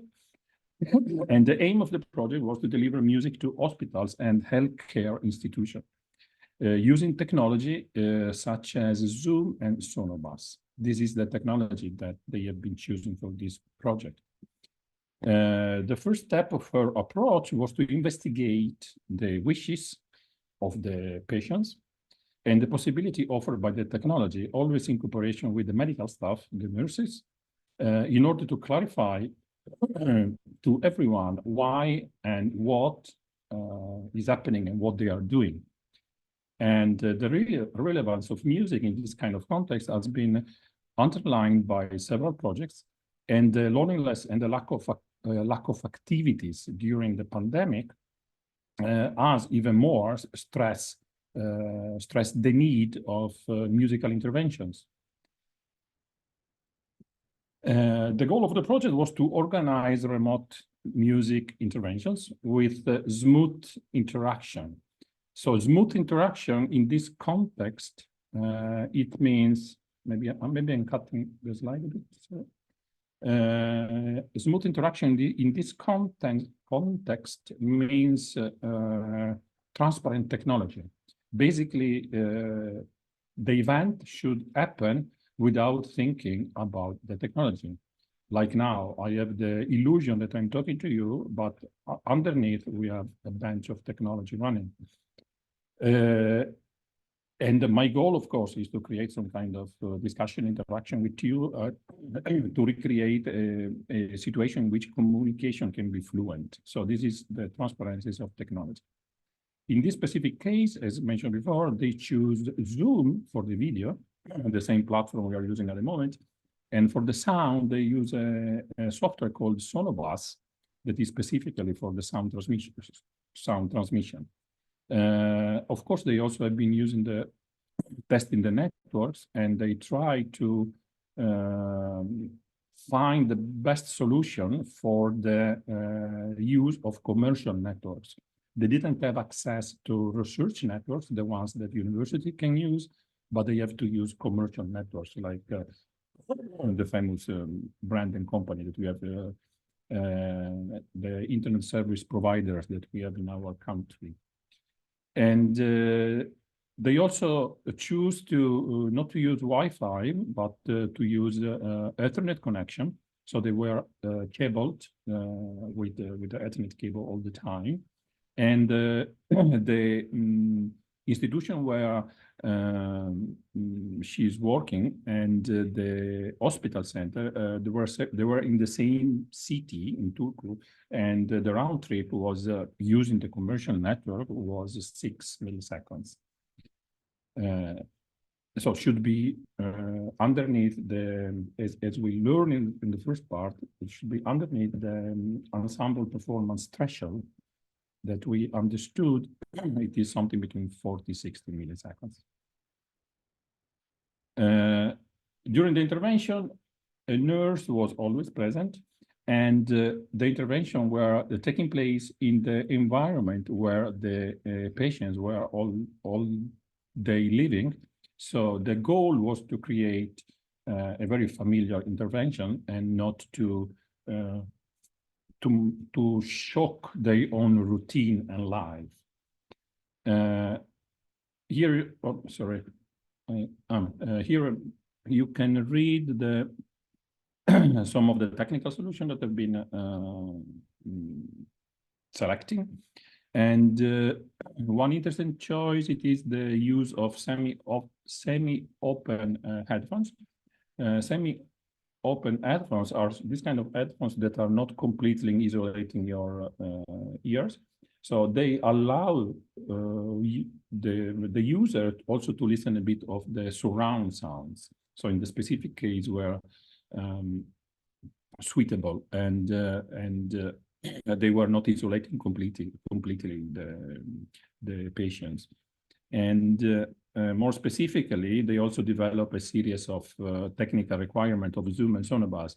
This is basically a checklist the person assisting should set up before the intervention. It takes approximately 20 minutes to set up all of these parameters, and after we are up and running, ready to go. So basically, that was the work that was delegated to the nurse or the person that was assisting there. So in order to create, again, the goal was to create this fact that the technology is as much transparent as possible. They try to develop a service with what they are calling a low threshold. Low threshold in this context means easy accessible. Easy accessible, it means that I'm using this technology in a location that is very familiar to me in my everyday life. As you can see in the picture on the right side, for example, in the table I'm using for eating. Of course, low threshold means also free access, free of charge. Like several things in Finland, they have this fantastic policy there. And low threshold means also that the intervention takes place without specific preparation by the user. So everything is ready, and I just try to enjoy the experience. And that is what we said before. To the goal is to have a transparent technology that doesn't influence too much the process. And now I would like to give the stage to Uli just to share the conclusions and the outcomes of her project with us. It is again part of a previous seminar that I have been involved with, and I'm going to share the conclusions and the results that are going to be presented by Uli Kontu. Optimize sound, share sound. Okay, now should be ready. Multidisciplinary cooperation and trust between nursing staff and musicians are essential for the music service in healthcare settings. I met with the responsible nursing staff members 2 times before the musical intervention started with residents. The purpose of these meetings was to communicate the principles of implementation, as well as to hear carers' views on residents' needs and opportunities. We also discussed music, its wide range of meanings, not only for ourselves, but also for the elderly residents of the care home. The caregivers selected the residents involved in the interventions. We avoided involving people with advanced memory disease because we didn't yet have the experience of the possible confusion these technical devices and the use of headphones would perhaps cause in elderly listeners. I decided to start with a simple instrumentation, singing and 5-string and piccolo kantele, pentatonic flute and a sansula, which is a well-tuned kalimba. With this instrumentation, I was able to stand still within the reach of Zoom's camera. For musical content, I chose the songs I assumed familiar to the residents, in which listeners were allowed to participate by singing by heart if they wished. I wanted to avoid using papers with text because the paper takes too much attention, crunches and interferes with sensitive interactions and possible eye contact. In addition, many care home residents have problems with their vision. I decided to keep the duration of the intervention short enough, about 30 to 40 minutes, to avoid possible fatigue with the remote connection. The musical encounter included 6 songs known to this age group with intermediate improvisations. I chose the songs not only for the familiarity, but also because they have recurring verses or recurring choruses that are easy to engage in. At the beginning of the remote intervention, it was good to give enough time to orient the situation, create a calm, safe atmosphere, and tell those involved what kind of music intervention is coming up. The nurse assisted those involved in the music intervention in setting up headphones, as well as adjusting volume levels to the appropriate level for each resident. The nurse also took care of disinfecting the headphones before and after the intervention. The situation was new for everyone, but when the headphones were brought to the ears of the residents and everyone heard the sound, it seemed that these residents forgot about the headphones right away. Eyes were alert, facial expressions conveyed reactions, and the dialogue worked. An important, indeed low-threshold addition was that I attended to my own Zoom wallpaper a selection of images leading up to the songs. Arable landscape, midsummer roses in a yard, a wall of an outbuilding painted in red, coniferous forest. Evoked by these images, we were able to hear memories and stories from residents in the intervals between songs, including memories of a farmer, a story about a previous home, or the consequences of a failed operation. Some funny, even surprising comments and associations were said aloud, including a sauna on the beach, a red bucket, and an old well.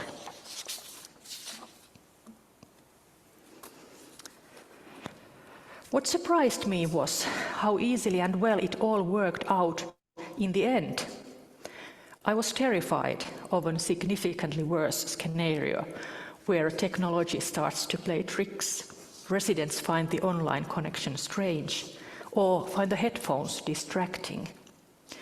This did not happen, at least with these rather fit old residents. Some of the residents actively participated in singing and were eager to comment and discuss between songs.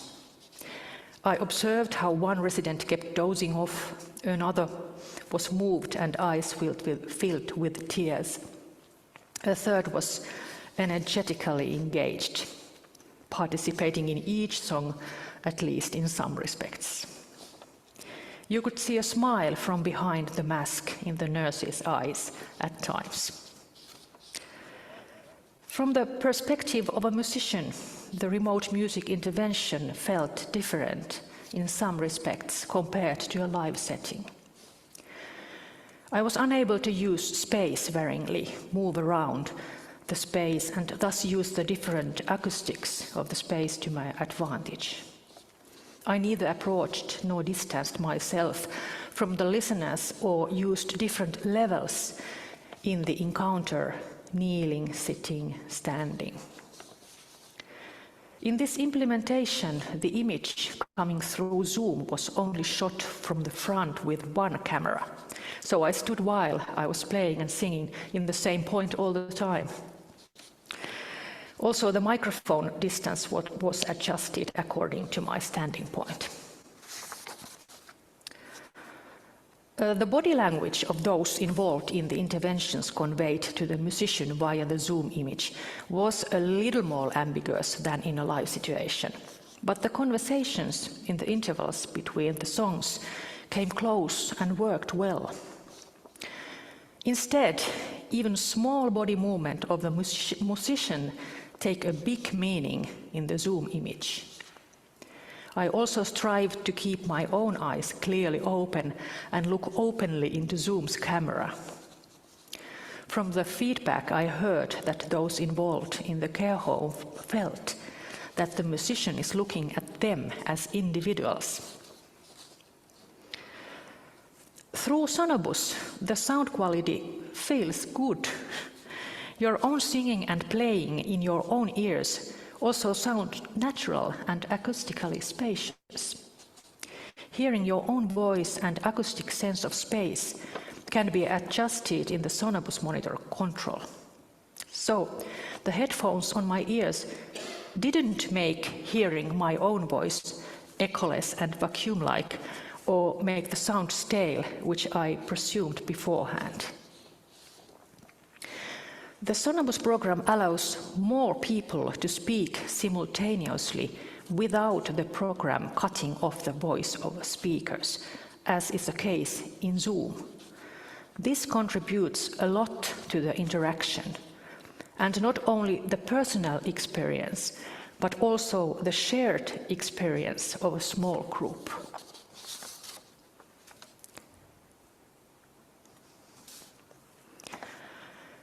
It was nice to chat and sing, said a resident of a care home. Honest feedback is received from residents who participated in the musical interventions, which is reflected in their appearance.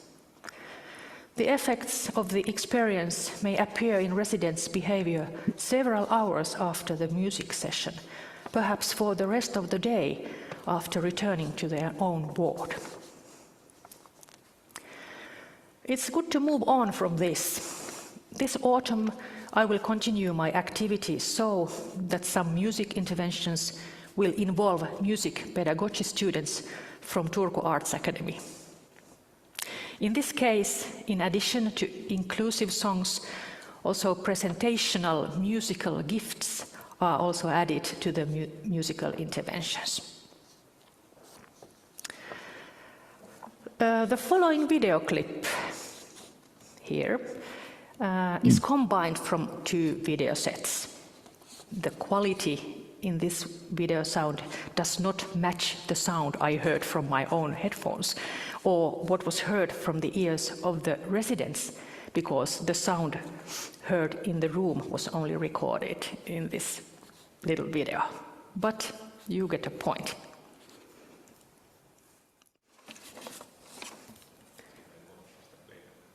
Okay.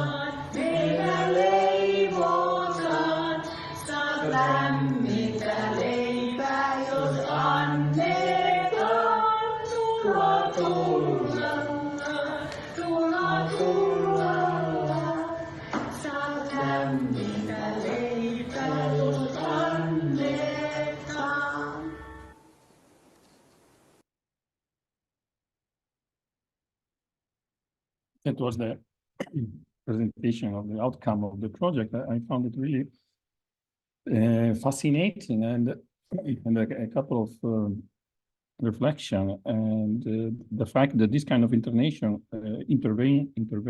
that she was doing afterwards, they were affecting all day of these people, and they were after the session, if they leave in the session in a very good mood, after they were in a good mood all day, and they were positive also towards the other people in the institution. And another comment she did, it was the fact concerning the fact of limiting the session to 30-40 minutes, not more, because otherwise some kind of fatigue is entering on the scene. So, and that open up the topic of the so-called Zoom fatigue. Zoom fatigue, it was a topic that became hot, let's say, during the pandemic period. I remember there was this,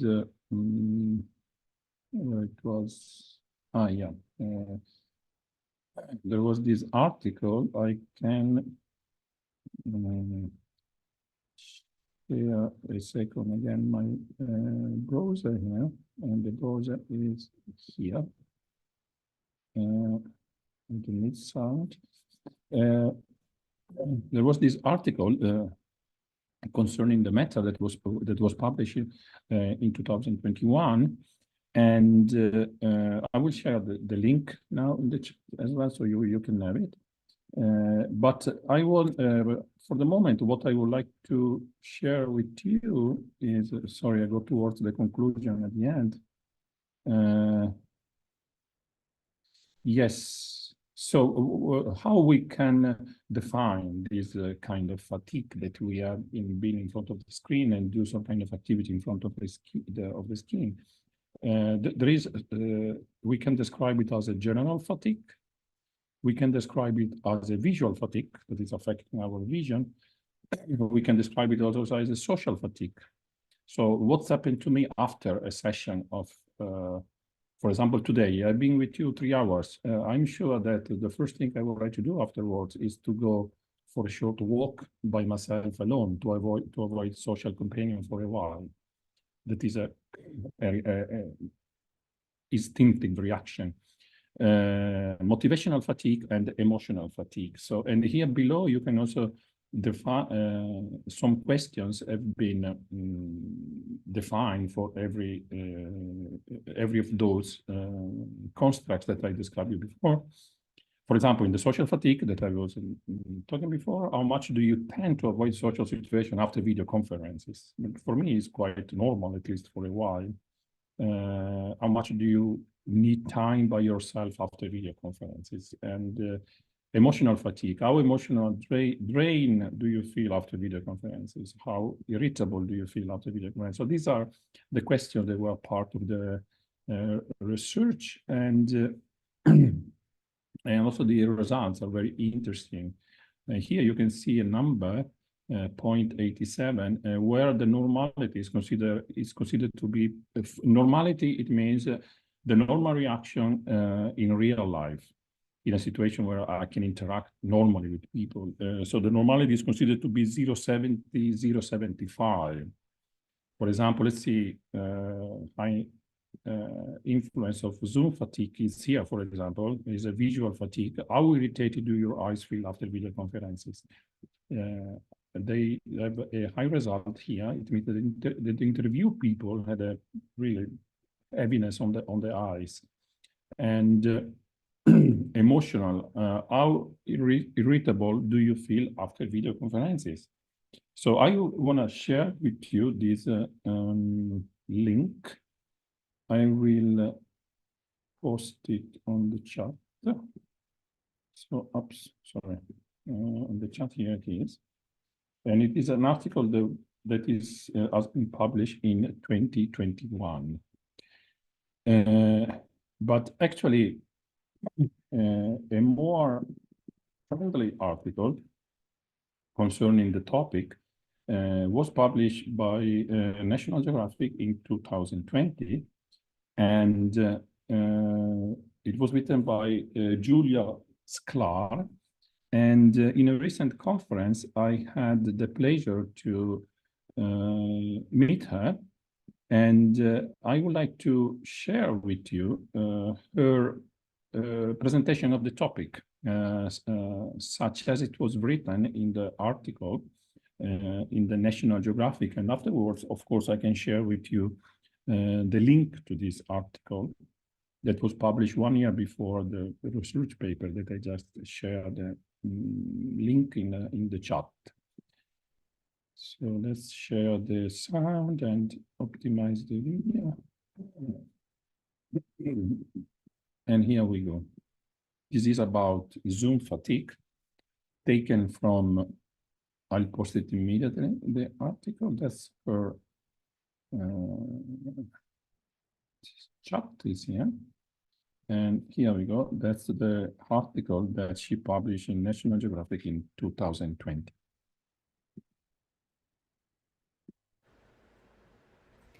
Hi everyone, my name is Julia Sklar and I am an award-winning independent journalist based in Boston in the United States. For the last 7 years or so, I've been reporting on science, health, and technology as they relate to culture, society, and inequity. And I've been writing for dozens of different publications, including National Geographic, the Boston Globe, and New Scientist. I'm honored to be here with you virtually today to discuss a story I wrote in April of 2020, so a little more than a year ago, for National Geographic, about something that is probably familiar to many of us more than a year later, and that is Zoom fatigue. The feeling of being emotionally and intellectually exhausted after video chatting in ways that we just aren't when we have those same interactions in person. So over the next 10 minutes or so, I'm going to tell you more about the symptoms associated with this phenomenon, what causes it at a neurological level, why some populations are actually not struggling with Zoom fatigue as much as others, and how I actually came to report this story. I am also planning on reading an excerpt of the story aloud, since I don't expect that every person tuning in today has read it. More than a year ago, when coronavirus pandemic began to set in, one of the most noticeable immediate outcomes was that our lives were just suddenly thrust into virtual space for our own safety, but also for many of us for the very first time. Many people may have been familiar with video chatting casually as a way of keeping in touch with long-distance friends or family, but not in the way that most of us have been using this tool for the past year, which is all day, every day, for work, for school, and for our personal lives. I think it became very clear very quickly to many people that this unprecedented volume of video chatting was actually really negatively impacting people. You know, as much as it had the power to connect us at a time where isolation was at an all-time high, it was also keeping us apart in sort of an uncanny way that a lot of people, I think, were not quite sure what the reasoning was. In my story for National Geographic, for example, I started off by telling the story of a college professor who talks about giving the exact same lectures that she had been giving for years in front of large lecture halls, where suddenly she had to do them virtually, and after they were over and she could log off, she would just immediately fall asleep on the couch, which is something that she said she had never experienced in her entire teaching career. And I wanted to kind of investigate why it is that having verbal interactions through video chatting seems to be more taxing on the brain than when we have those same type of interactions in person. So after I spoke with lay people such as this professor, I reached out to experts in a field called cyber psychology. So these are people who study how being on the internet actually affects our psyche. And I found out that this is actually something that has a highly scientific neurological basis. So to kind of jump us off in that direction, I'm just going to read a small section from my story that explains the basics of how that works. So this is from my April 24th, 2020 story in National Geographic. Humans communicate even when they're quiet. During an in-person conversation, the brain focuses partly on the words being spoken, but it also derives additional meaning from dozens of non-verbal cues, such as whether someone is facing you or slightly turned away, if they're fidgeting while you talk, or if they inhale quickly in preparation to interrupt. These cues help paint a holistic picture of what is being conveyed and what's expected in response from the listener. Since humans evolved as social animals, perceiving these cues comes naturally to most of us, takes little conscious effort to parse, and can lay the groundwork for emotional intimacy. However, a typical video call impairs these ingrained abilities and requires sustained and intense attention to words instead. If a person is framed only from the shoulders up, the possibility of viewing hand gestures or other body language is eliminated. If the video quality is poor, any hope of gleaning something from minute facial expressions is dashed. For someone who's really dependent on those nonverbal cues, it can be a big drain not to have them, says Andrew Franklin, an assistant professor of cyberpsychology at Virginia's Norfolk State University. Prolonged eye contact has become the strongest facial cue readily available, and it can feel threatening or overly intimate if held too long. Multi-person screens magnify this exhausting problem. Gallery view, where all meeting participants appear Brady Bunch style, challenges the brain's central vision, forcing it to decode so many people at once that no one comes through meaningfully, not even the speaker. There's a lot of research that shows we actually really struggle with this, says Franklin. He thinks people might be surprised at how difficult they're finding video calls, given that the medium seems neatly confined to a small screen and presents few obvious distractions. So I think the main takeaway from that section is really just the element of surprise, that most people assumed we could just take these same kind of interactions that we were used to having all the time that did not take any extra planning or emotional readiness and just shift them all over to places like Zoom, where this conference is happening, and we wouldn't feel the effects at all. But in reality, as cyberpsychologists like Andrew Franklin explain, it's actually really stripping our brain of major cues that we use to navigate social interactions all the time without even noticing it.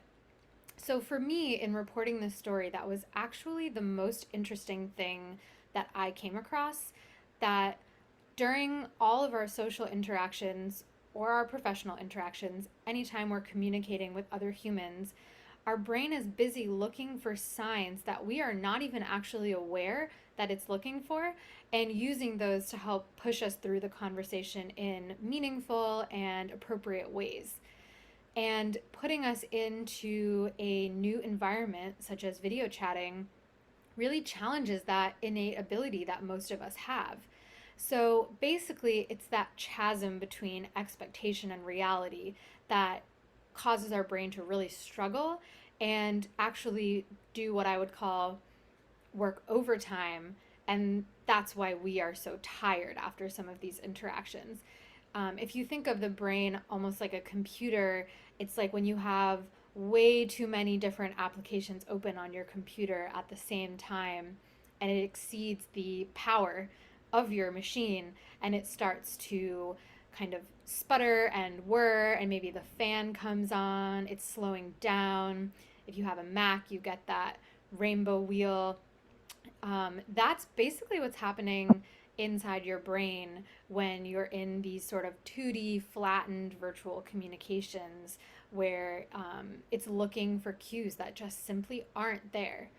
So I think perhaps the irony of me talking to you in this way is that you can actually see some of these things in action.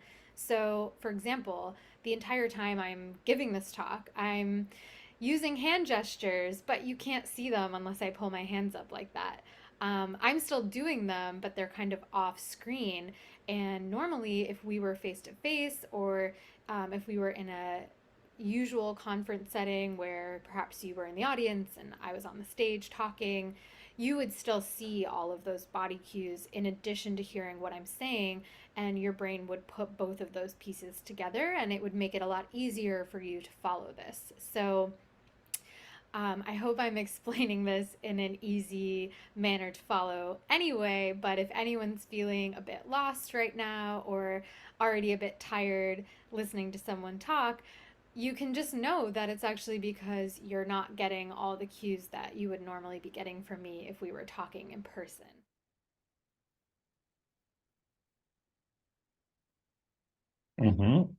That was a sudden stop, but I'm sure we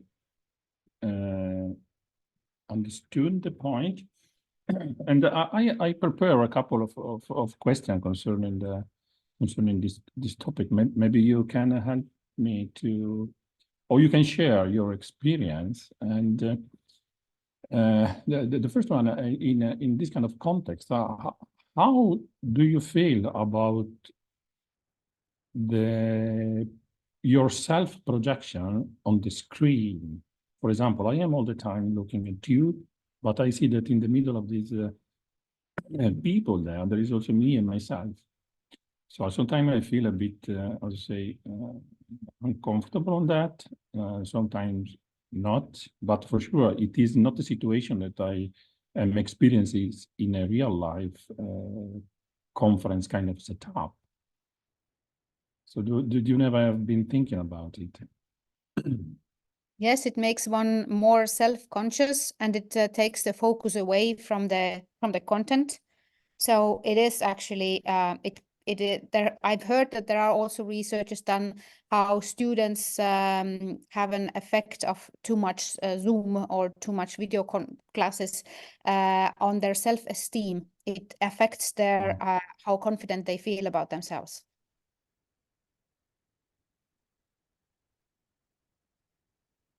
And do you think that just a question for everyone, just to share your experience, that does video conferences slow down the discussion, or how it affects the discussion compared to the discussion that we can have in a real context?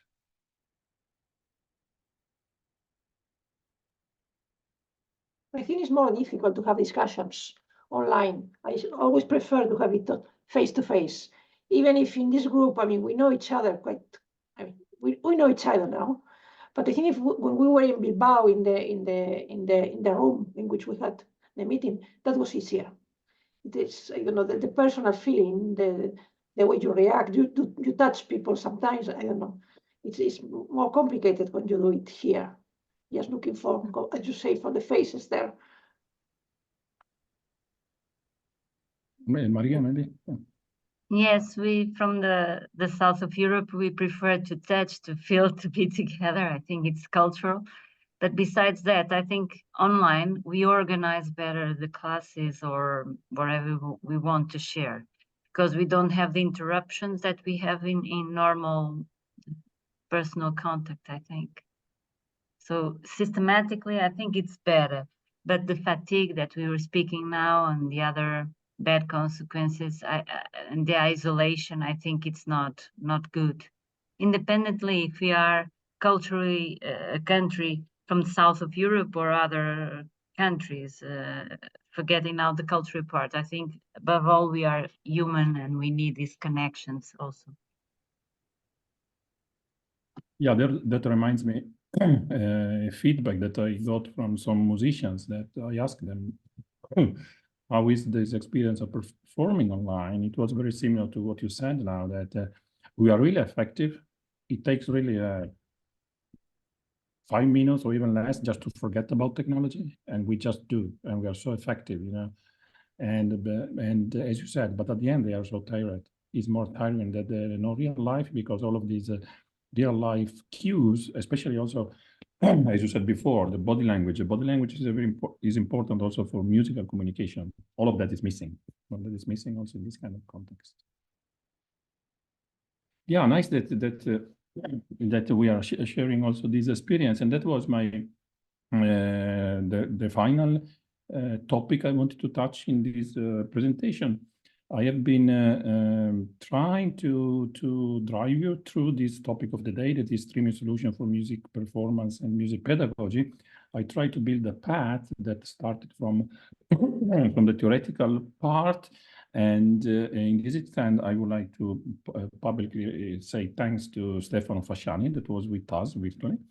And after we continue the presentation by introducing you the EMTA facilities, and of course, in this extent, I think that Carl Eric made a wonderful presentation, and I hope that the picture that is presented, you found them attracted, and now you would like to visit us again. And after I share with you also some real use of this technology, that they went from performance, they went from a concert, and ended up with this fantastic experience of the folk musicians with the teacher in Oslo and the students in our institution. And in the second part, I try to introduce you one very nice experience that is the hospital experience by Uli Kontu, that I publicly thank you here for being virtually with us today. And the same goes to Julia Sklar for sharing with us the experiences or her thoughts concerning the Zoom fatigue. So that was my contribution to your conference that is running for the 3 days. And now I give back the stage to Karen. Thank you very much, Paolo. It was a great journey throughout the topics related to the streaming, and especially streaming in music and teaching music. So I think it was really insightful, even though our team does not consist too many musicians, or maybe you are musicians at your heart, but still I find it important that we are aware what kind of setting we are living in, what is possible, and our students might need the knowledge to know if they want to engage music in whatever discipline they work, actually. So we have to be aware of what kind of possibilities there are, and what kind of threats there are, and our students need to know about these things. So I'm really, really grateful, Paolo, for your long day of lecturing. Thank you. Thank you very much. To the chat messages. Thanks for that. And thank you everyone who stayed until the end, and you were active listeners, and I'm really glad that nothing happened today. So we'll see you all tomorrow in the next seminar related to streaming, and Anuka will share the experiences from performing arts. Thank you very much. Bye-bye. See you tomorrow. Thank you. Bye. Thank you. Bye. Thank you. Bye-bye.